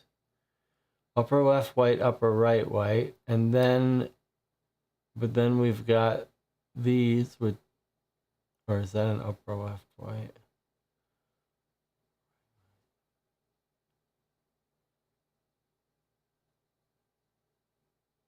And then I might call these an upper white. Feels like there are other kinds though. And I don't know how that helps us. Let me see. And Tina says, can you see anything if you tilted? Some squares appear to be raised. I think one number will consist of many squares. All right, let's see. If we tilt it,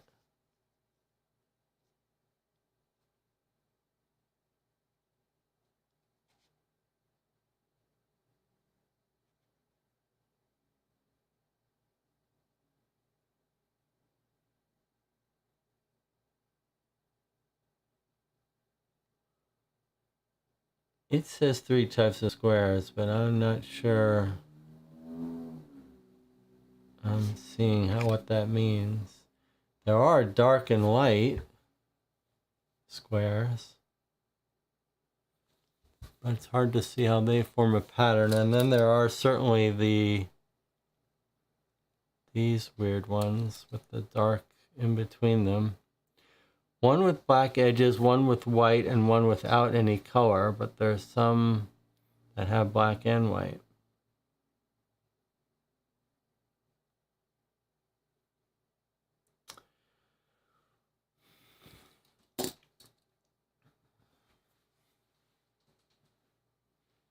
I mean, I'm not a general fan of these visual illusion type puzzles, but I'm happy to stay with it if someone wants to keep staring at it. I know some people like these.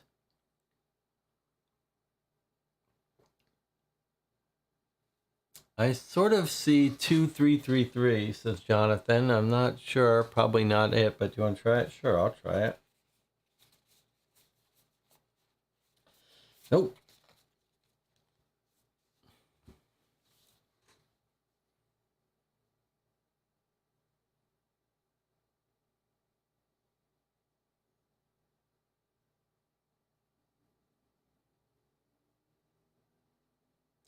The hint said there's 3 types of squares. The problem with that is we need 4 digits, so it does make you think you don't combine the 3 types of squares, but what does it want from us? No Say says I got 4071. Okay, let me check that. Okay, so 4071 is here. Now,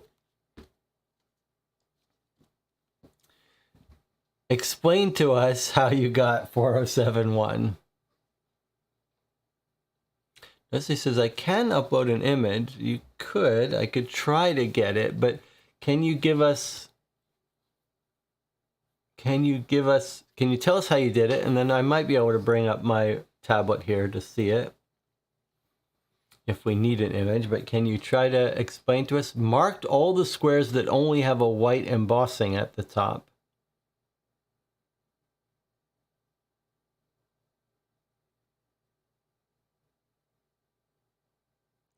So if you mark all the squares with the white embossing,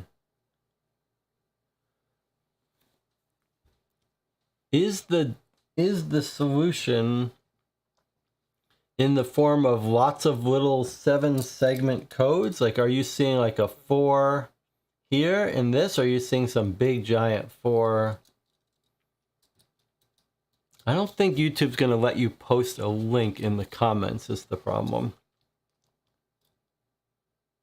Well, we think you've solved it. Okay, so you have solved it. So let's just read the solution now that you have solved it. That's what we'll do. We'll read the solution now that you've solved it. Even knowing the solution, I don't see it, but let's see. So this was card 2239.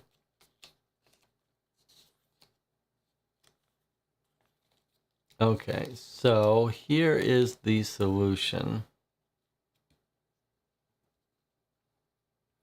Read the digits of the code following the arrows scratched on the door.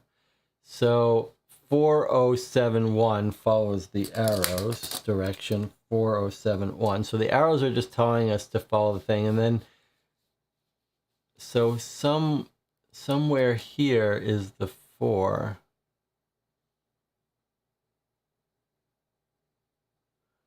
Here is the 4. How on earth is that the 4? Like, what makes these pop out from their neighbors? What makes this one pop out from its neighbor? Okay, is it because it's got black all around it? Is that what it is? Like this U are all the ones that make up the 4 U's. And then the O, let's see. If theirs are 4 made of U's, black, black, black, that's the U I'm talking about. There's our 4, then we skip 2, and then we've got U, U, U, U, U, U. I don't know. I don't really buy it. Notice he says, yep, that's it. Black on all sides except for the top.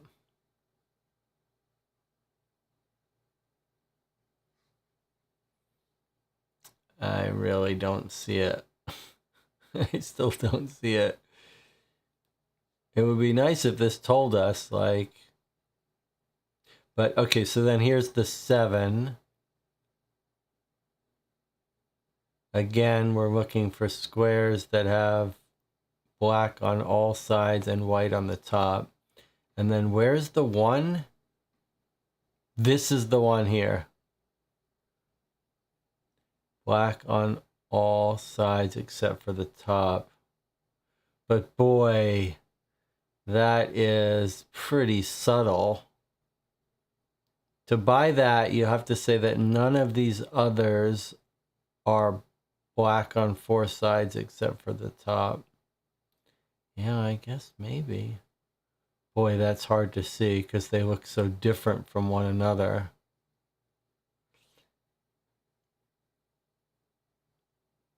Like this and this both meet that same pattern. I'm just trying to see it. Now that I know it, can I see it? It's hard. It's very hard for me to see it. I don't know how you can, I don't know how you saw that, but you did. Pretty impressive. Okay. Well, you have to be slightly insane. This is like an insane test. All right. So you figured it out. You opened the door 4071. Open envelope for room 109. You enter the code and hear the door lock clicking softly. You open the door to the reception and step inside. All right, so where did we go here? We went to reception right through here. Well, maybe we can... All right, we're almost out here. see what we've got in here. There's the reception. Look at all the clocks for different world time. We did open it. There's the door. Okay, in reception, well, there's the clocks. Okay, and then 1074 it wanted.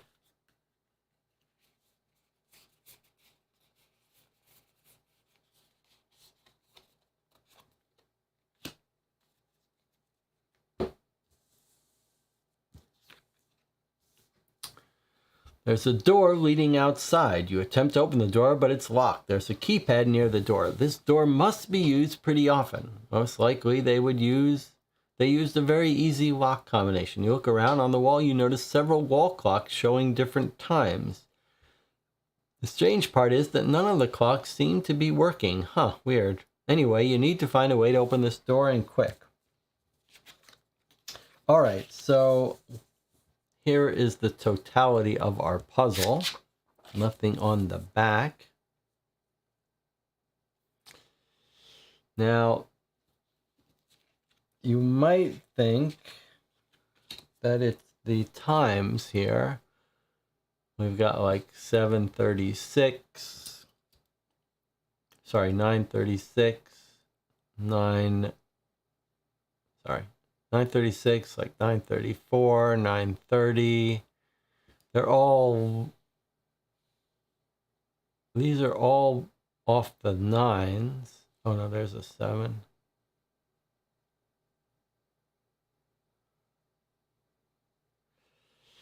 Or they could be shapes. Like if it's tempting to just look at the shapes.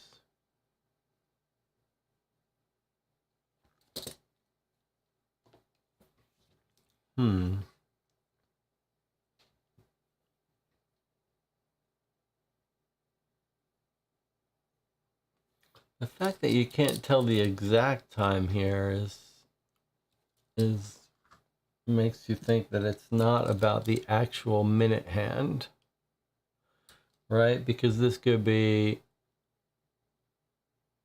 37, 36, 9:37, 9:36. Makes you think that's not it.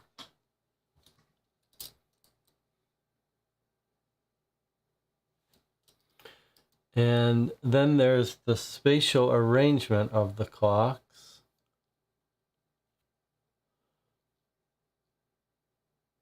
And the number of the clocks.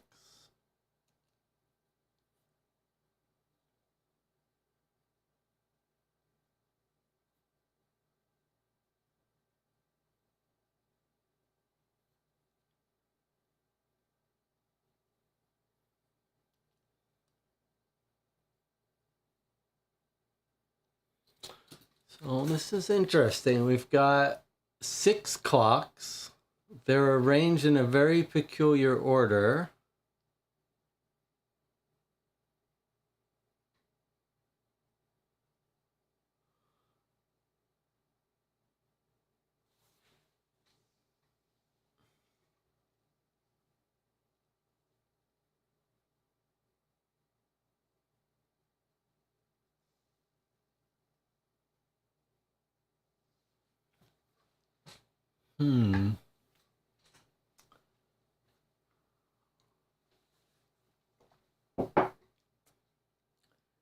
So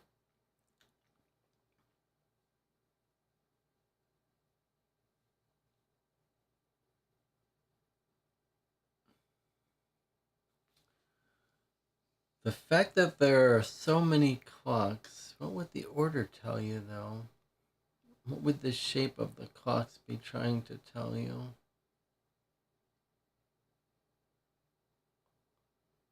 Clocks in columns, that doesn't work because then there's 5 of them.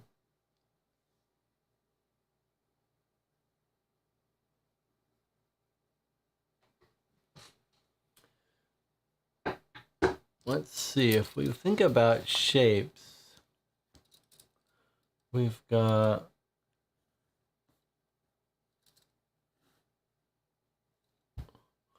These two shapes are almost, these are identical. These are identical. What does it mean that these are so close?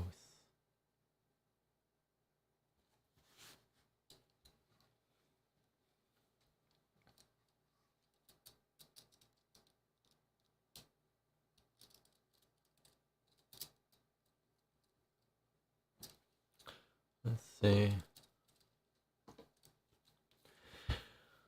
The force spans 2 columns to get it to line up.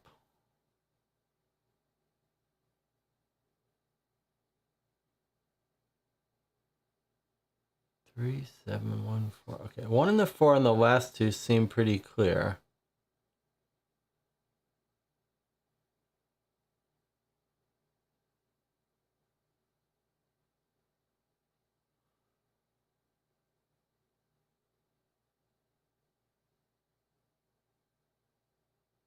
Are we supposed to be filling in the 4 missing clocks? Boy, that is a smart way of thinking about it. I like that thinking.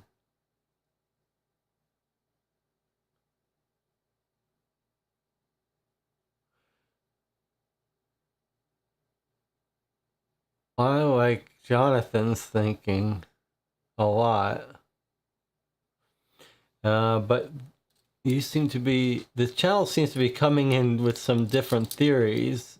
It sounds like Nose and Nicola have come up with one theory, but oh, maybe everyone's coming up with the same one. But if it's the missing clocks, then we're basically looking at a pattern here, which is like 36, 34. Then we went too far here. 2, 4, 4. Yeah, actually, it makes sense. This is going 4 minutes backwards, then 4 minutes backwards to get here. 4 minutes backward gets us to the 6. Then 4 minutes backward gets us to the next clock would be 27. 7:27, and then 4 minus that would be 7:23 on those two clocks. Can we check 3714? I am going to check 3714 after you explain to me how you got it, but let me just first work out this because I like this. I find this very compelling, except for down here. So let me just see here. From this to this, we're going backwards 45 minutes, is that right? From 1:15 to 12:30, so 45 minutes. Okay, so let me just work out what these two clocks would be then. So 45 minutes here, backwards. That's 12:30, 1:15. That's 2 p.m. And the next one will be 2:45. And then that doesn't work here. All right, so much for that theory. Although you could try to come up with a different pattern that would get us there. All right, now let me find what you're talking about, this 3714, because you're going to have to explain that to me if it's right. Okay, so 3714 is in the deck, so you're probably right. Now explain to me, Jonathan, I liked your idea better. I like Jonathan, I like your idea much better. Let me just see that. Okay, what we've got here. All right, what you're saying is the two clocks in column 1 look like a 3 when the arms are combined. So you're saying like this, like this. Okay, I like it. You're saying there's your 3. Putting those two clocks combined. All right. I like it. The last two clocks make a 4. The last two clocks. You're claiming these you put on top of each other, and then these you don't. these you're making a 4 by combining this with this, huh? That does look like a 4, but boy, you're combining these two horizontal clocks and these two vertical clocks? Okay, 3 and 4 if you combine these two. I do not like the logic of combining these this way and these this way. Okay, but then how are you getting your two interior digits? You're saying this is a 7 by itself? But then how do you get a 1 by itself out of this one? Surely not.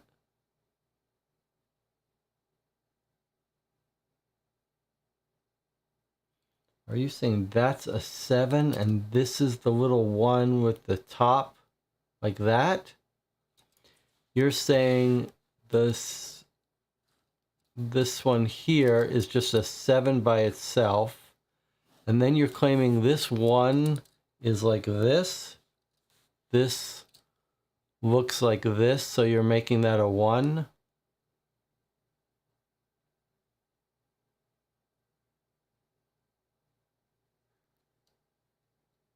And that's exactly what Nose used to reason it out, and what Nicola...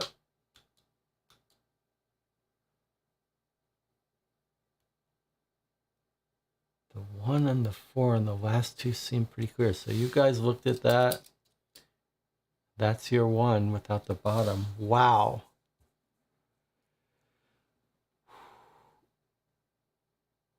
Nicola got it. Yeah, Nicola... Nose was the one who figured it out at first, it seems. 3, 7, 1, 4.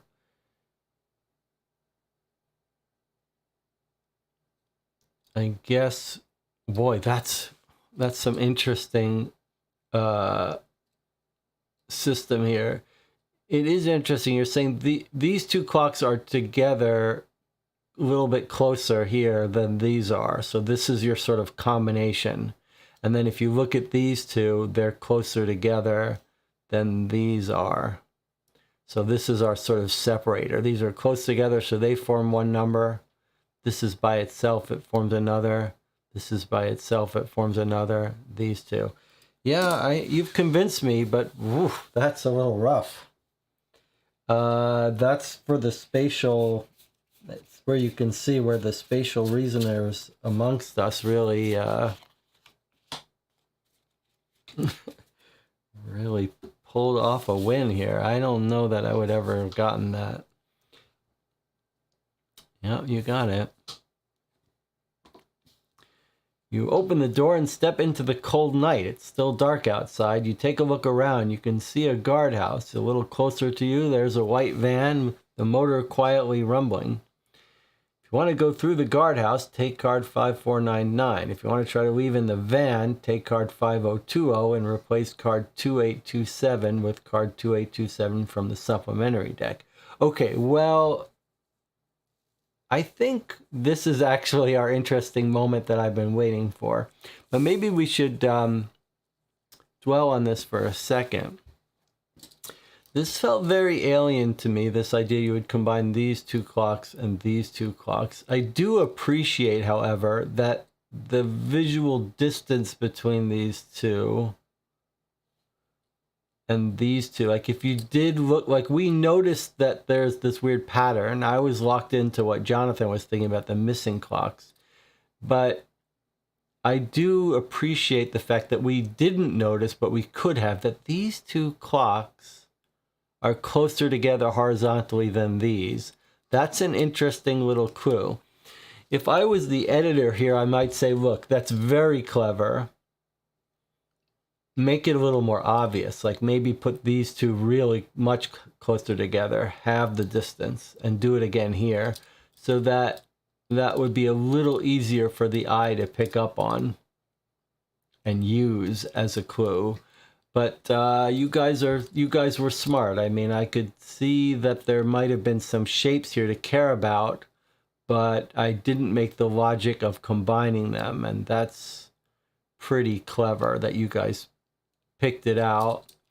And boy, you can see why the spatial reasoning here, you guys have got some real skill there, because you sort of picked up that, okay, this is a 7 by itself, this is a 1 by itself, whereas my shortcomings in spatial reasoning, just look at this and it's once, if I know to look for it as a 1, I can say, okay, yes, I can see how that would be a 1. It's this without the bottom. But sort of my pattern recognition would have a very hard time guessing that that's a 1 without someone suggesting it. All right, well, good work, though. That was some good work. I appreciate that. I appreciate that you guys were able to solve that no say, and no say suggested it, and then 3 other people in the channel immediately locked in as saying that made sense to them, whereas to me it was a hard sell. Okay, I think now we've got an interesting moment here. It's kind of the moment I've been waiting for, but before we discuss it, I think it's time for a break. We are going to finish chapter 10. I think we're almost done with chapter 9, but I think we need to take a break here. Unless we think, all right, because we don't have all the time in the world, maybe we won't take a break here. We'll do this first. All right, why do I keep saying I think this is the moment we're waiting for? Because it feels to me like we've discovered the van with the motor rumbling. We've discovered the van that our previous guy used to get out of the asylum. That's what it feels like to me. Like, remember, that's how our previous guy got out. He got in this van and got out. And it sounds like it's on. It started. Like, one of our escapees is in this van. And he's jump-started it. And now the newspaper guy has stumbled on it. We're sort of back in time. And then, so now the question is it that we know he's driving out, and if we just like climb underneath or climb inside, we can ride out with him?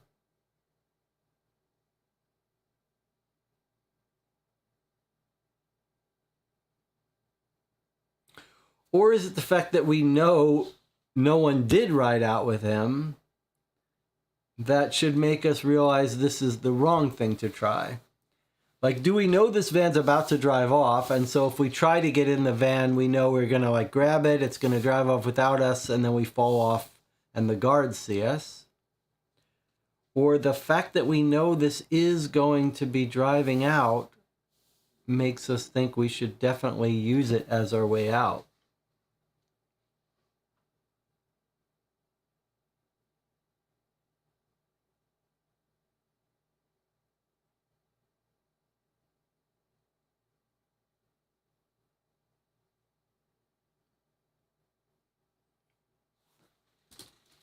Our guy was afraid to go to the guardhouse. He saw activity, that's why he went in his van.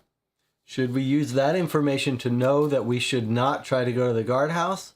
Or is our previous playthrough when he saw someone at the guardhouse actually us?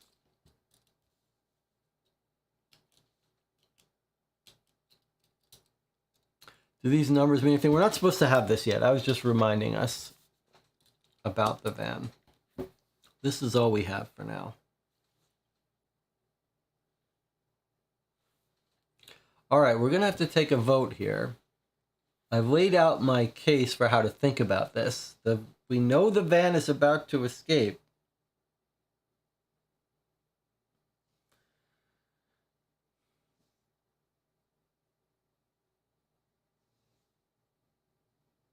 Who gets out in the van?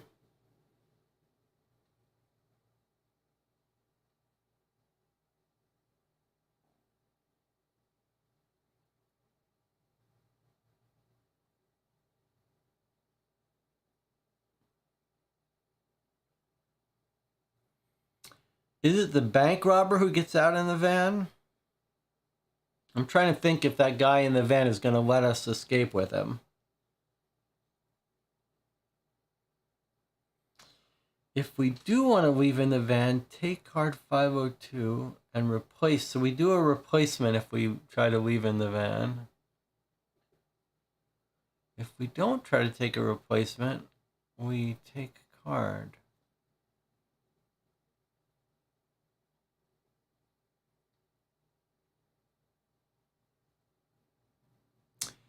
Isn't it like the ending for the brothers when they are met at the wall and escape together? So now we meet the other escapee and join them. So that's one possibility. It is the bank robber who's in this van. Is he not going to like when someone tries to share the van with him? Because he's the bank robber? Or is he going to be like, anyone trying to escape is good with me?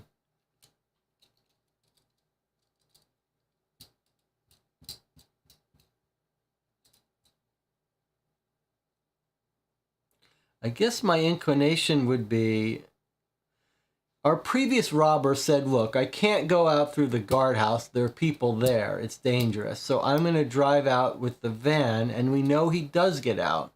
So it seems to me this is our chance to use our information, our knowledge of our time machine. Since we know he does successfully escape, we should get in the van with him.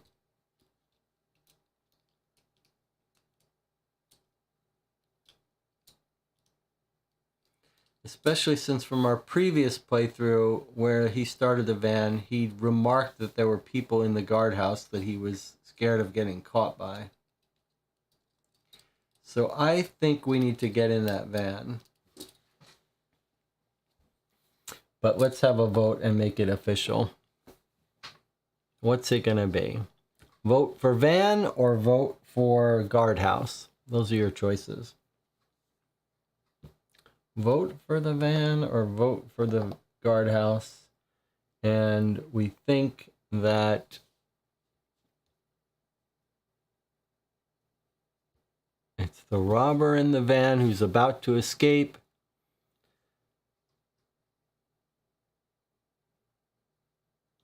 Two for van, one for guardhouse. Jonathan, what's your theory about guardhouse?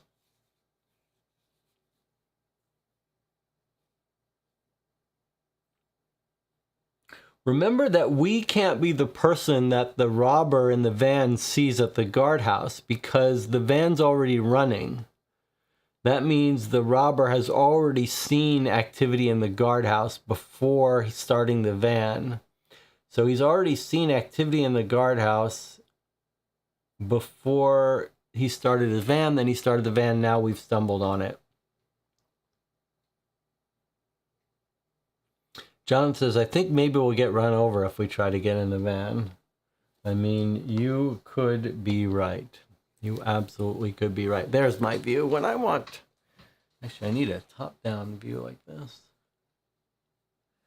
Anna says, oh, if it's the robber in the van, maybe he wouldn't want an eyewitness for his escape, so that's not a good idea to join them. But the guardhouse has guards.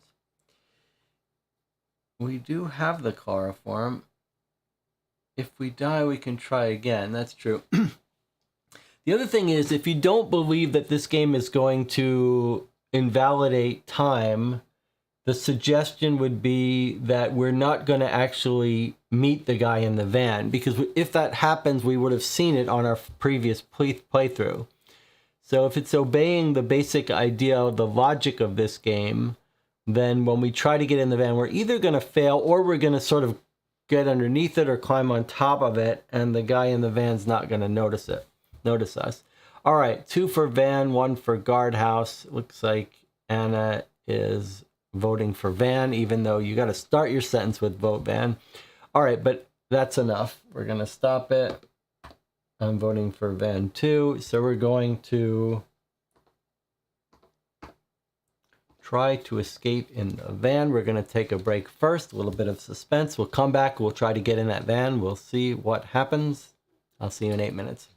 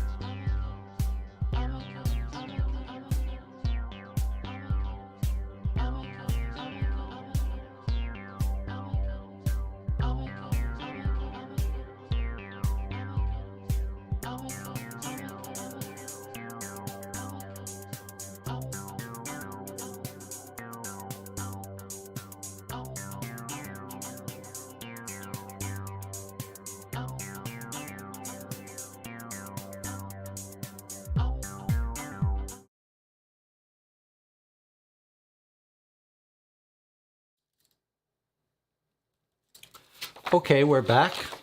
Just making a couple of review notes. A reminder that if you play these games with us on the channel, I'd love it if you kept a little pad of paper, pen and paper next to you and wrote down any notes you had on the game, thoughts that you might want to add when it comes time to discuss the game at the end. favorite parts, least favorite parts, etc.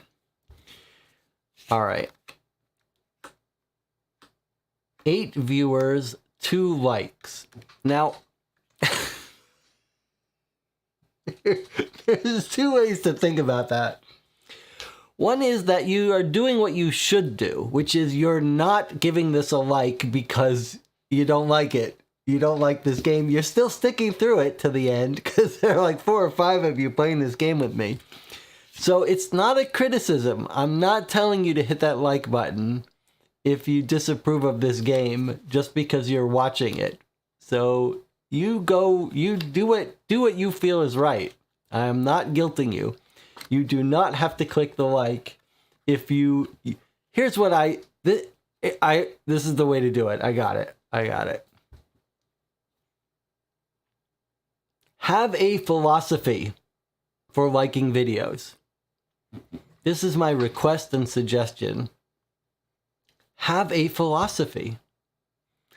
Figure out your philosophy. Like, I don't have a philosophy. I know when I calculate, when I go through that mathematics woman meme of watching a video, it's a kind of complicated calculation. Like, do I want to encourage this? Do I want to encourage YouTube to give me more videos like this? Am I cringe watching it? And if so, am I enjoying it so I should click like? Or am I enjoying hating it and I shouldn't click like? Or should I click like? So I may have to stop telling you to click like. But I am going to encourage you to have a philosophy and follow it. Don't not click like because you forget. That's the one thing I don't want you to do. I want you to have a philosophy, and when you watch one of my videos, employ that philosophy. And if that philosophy tells you in your heart you should be clicking thumbs down on all of my videos, no hard feelings. You go for it. If it tells you you shouldn't click like, for whatever reason, that's fine too. Just don't forget. Use your philosophy. Deploy your philosophy.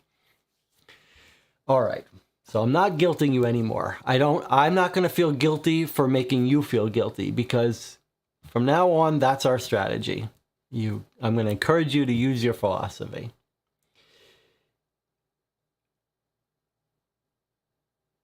Okay. We're going to try to get into this van now.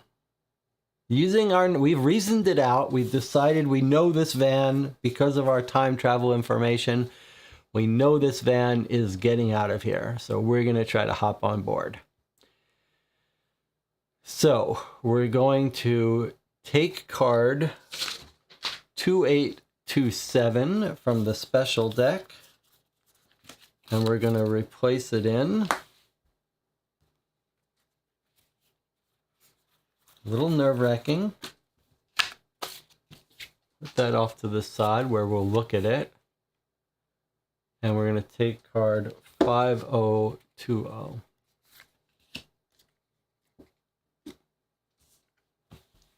Here we go.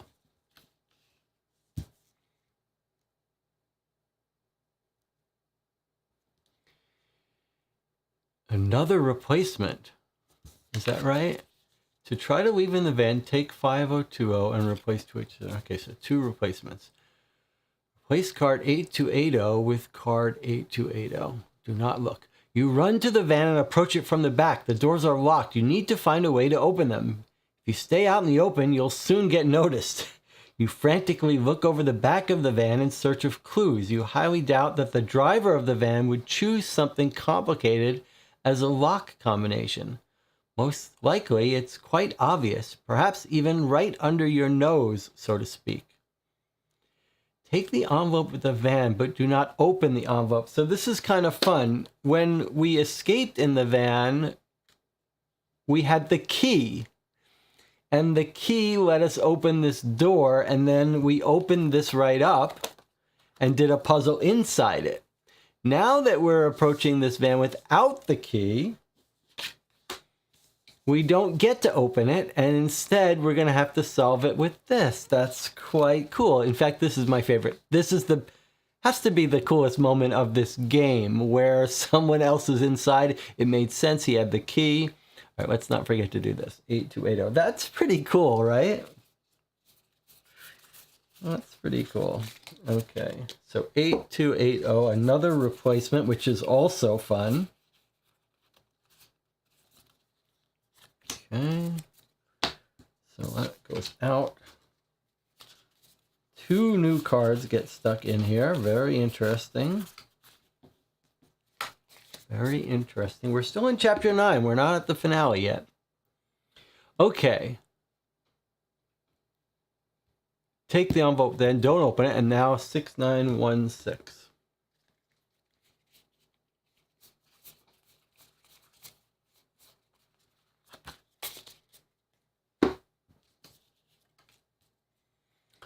Aha! It's the license plate. So this is on the side of the van, and here's the license plate.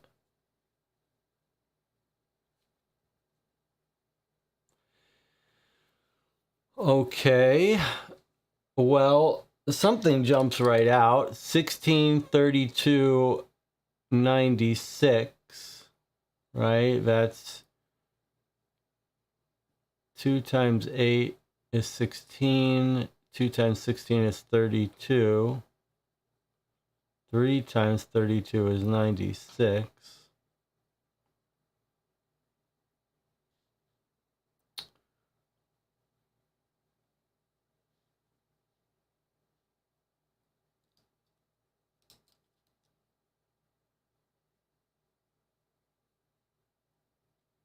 And then we've got a license plate R911LNC.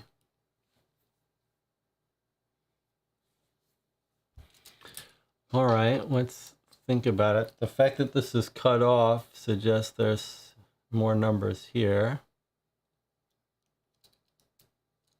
And how would we use this? R911LNC. You might even think this is like right, left, right 9.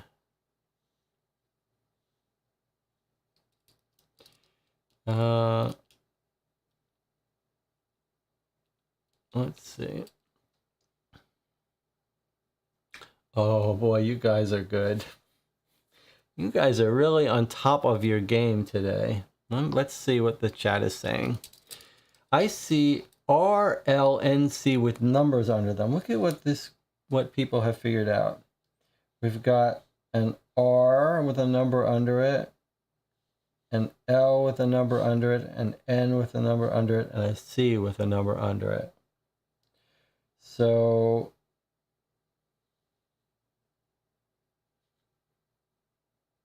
if you replaced these with that, you'd get 4911609.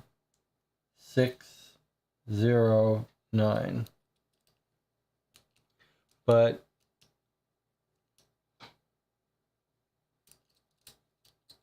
then what would our card code be? What would our 4-digit code be? Let's take a look at that. That's very, very clever, thinking outside of the box. The R was a 4, so we get 4911. And then the L and C becomes 609.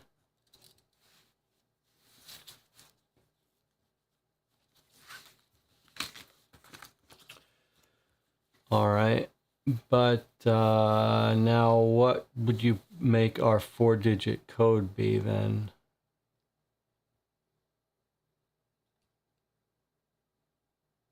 I think it would be 4609. What have I... Oh, I see. You're saying 4609. That's smart. Ignore the 911. Ignore the 911. Just use these 4 letter codes, which are here. Well, that's very convincing. I think surely you must be right. If you're not right, I'm not going to be happy. So 4609. Pretty good. Well done, Jonathan. Well done, Jonathan. Okay, 4609.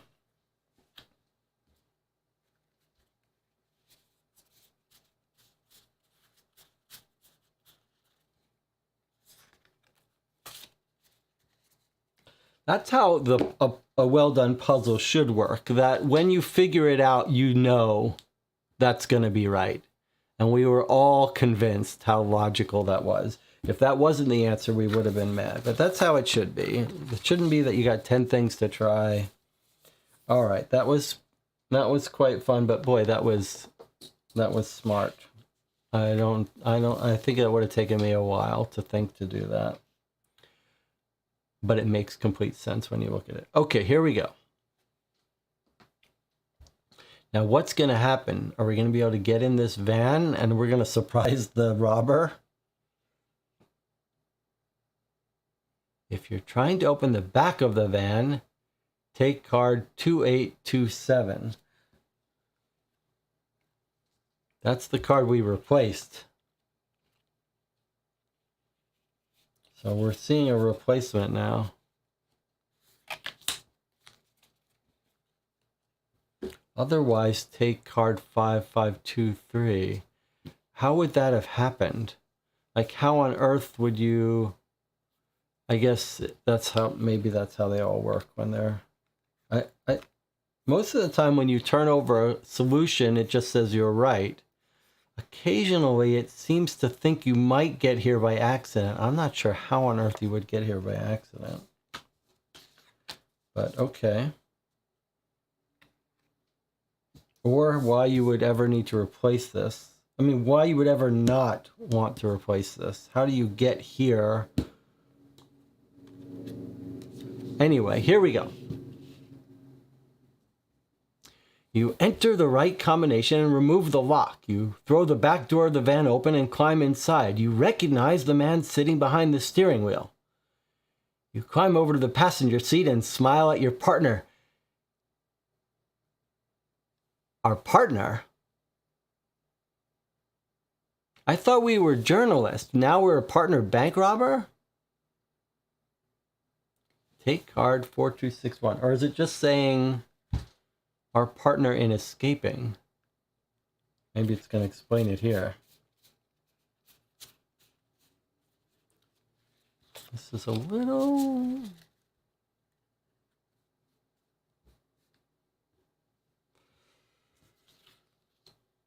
confusing to me.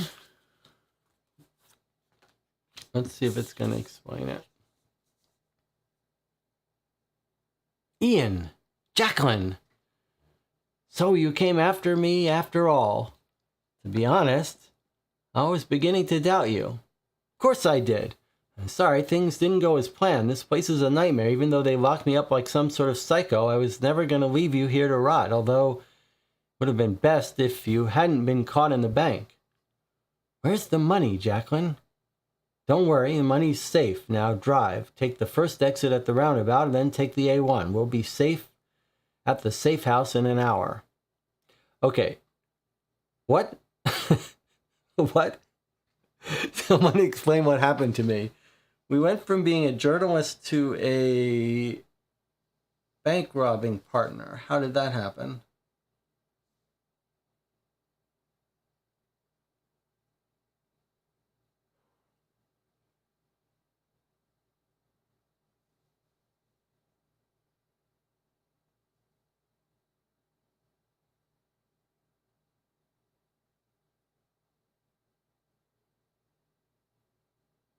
What's happening here? First of all, I didn't know we were a woman, Jacqueline. That's fine. But I thought we were a newspaper reporter.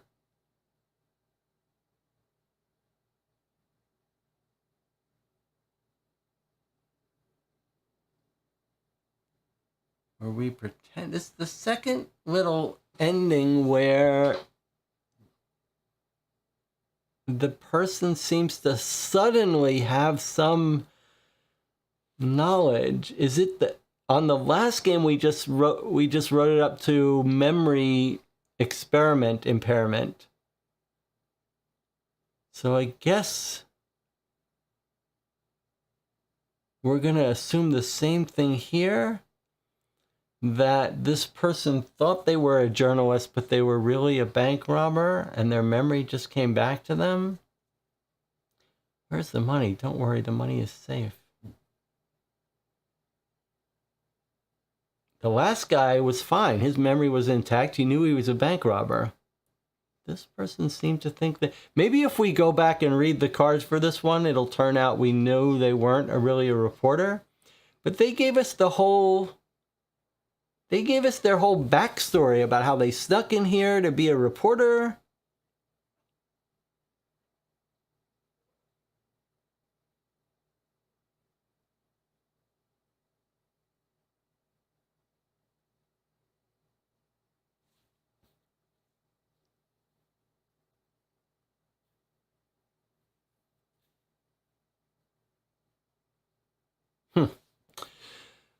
Uh,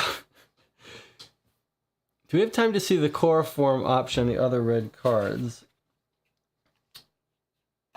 We do, but I think we have to wait until we play Chapter 10, because it's possible it will give something away from Chapter 10. So I think we should probably wait. Don't you think?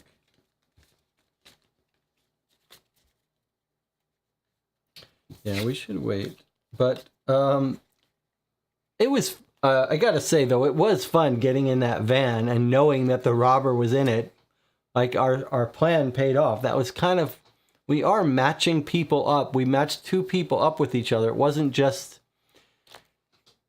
I mean, when you think about it, that's pretty cool. I thought Chapter 2 was going to be just the follow-up of each of the 5 people, but instead we've sort of matched pairs up. We matched the 2 brothers up, got them the happy ending.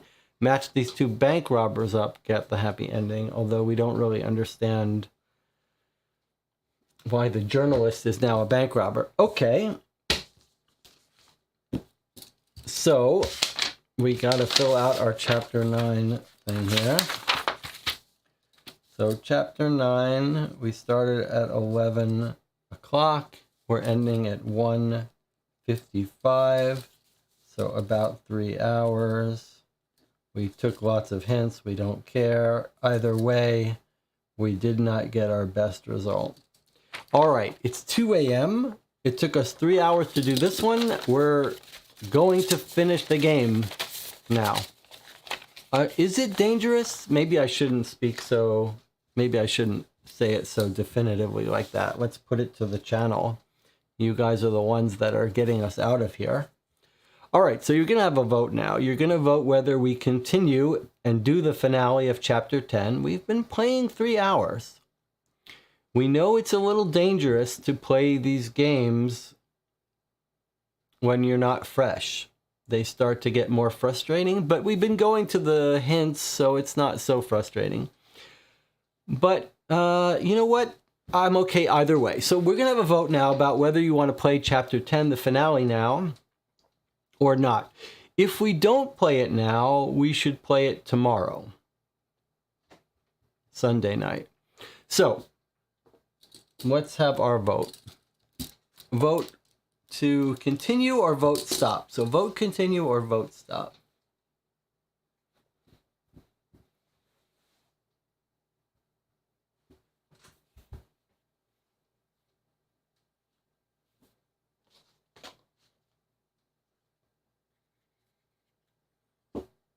There's still a lot of cards. The finale could be longer. Nicholas says, I will not be able to stay much longer, but I'll watch the recording if you continue. This Spamonite says, I'm heading out myself, so same. Where's my thing where I can see the votes and the chat? Well, 2 votes for continue, 2 votes for I'm not going to be here.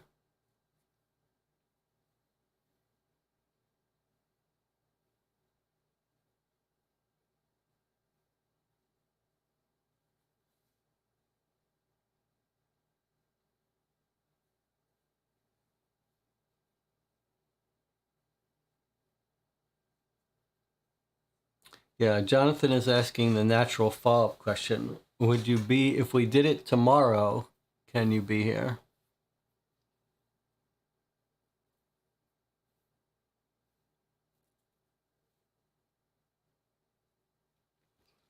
And do you want to be here live for the finale? Jonathan, what about you? Can you make it tomorrow? And what about Nose Ipsum? And what about Antina? Can you all make it tomorrow if we go tomorrow at the same time?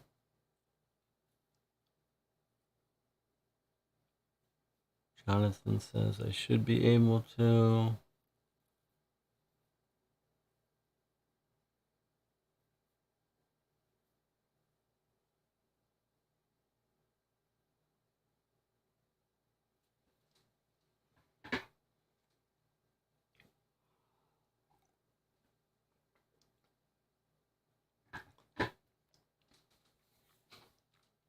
If everyone can make it tomorrow, then we'll do it tomorrow.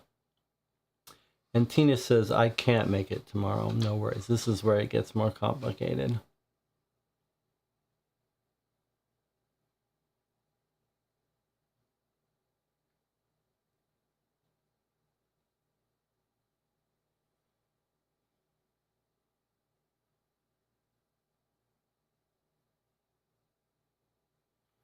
All right, well, I'm going to make an executive decision here and say that we're going to play it tomorrow. My intent was that we finish it today, but we have learned from these games that the more tired you play with these puzzle games, when you're playing on borrowed energy and you're getting fatigued, everything that would have been fun becomes frustrating. And Nicola is as the person who knows these games better than us and is enjoying this as much as anyone, and the story's kind of fun. So rather than play it and be out of energy when we hit the end and hit a wall, let's sleep on it, hit it rested tomorrow, and see if we can't enjoy the process of the story and how it unfolds. So that's what we're going to do. We're actually going to stop, break our plan. We'll continue it tomorrow at 11 p.m. Remember that tomorrow at 3 p.m. there'll be a live Q&A. Then I'll try to get some sleep. We'll come back and we will, for real, escape the asylum tomorrow night at 11. Thank you for joining me. You remember, if you got MVP for this session, someone needs to print up some t-shirts or make a web page so you guys can keep track of when you've got your status. And then I think let's try to find a good game to play next week. Maybe not a puzzle game. Maybe we'll do that, one of the killer at large games, that game right there. Let me not talk more. I'll talk more tomorrow at the live stream about possible plans and ideas and what to play next. All right. Thanks everyone for joining me. I'll see you tomorrow.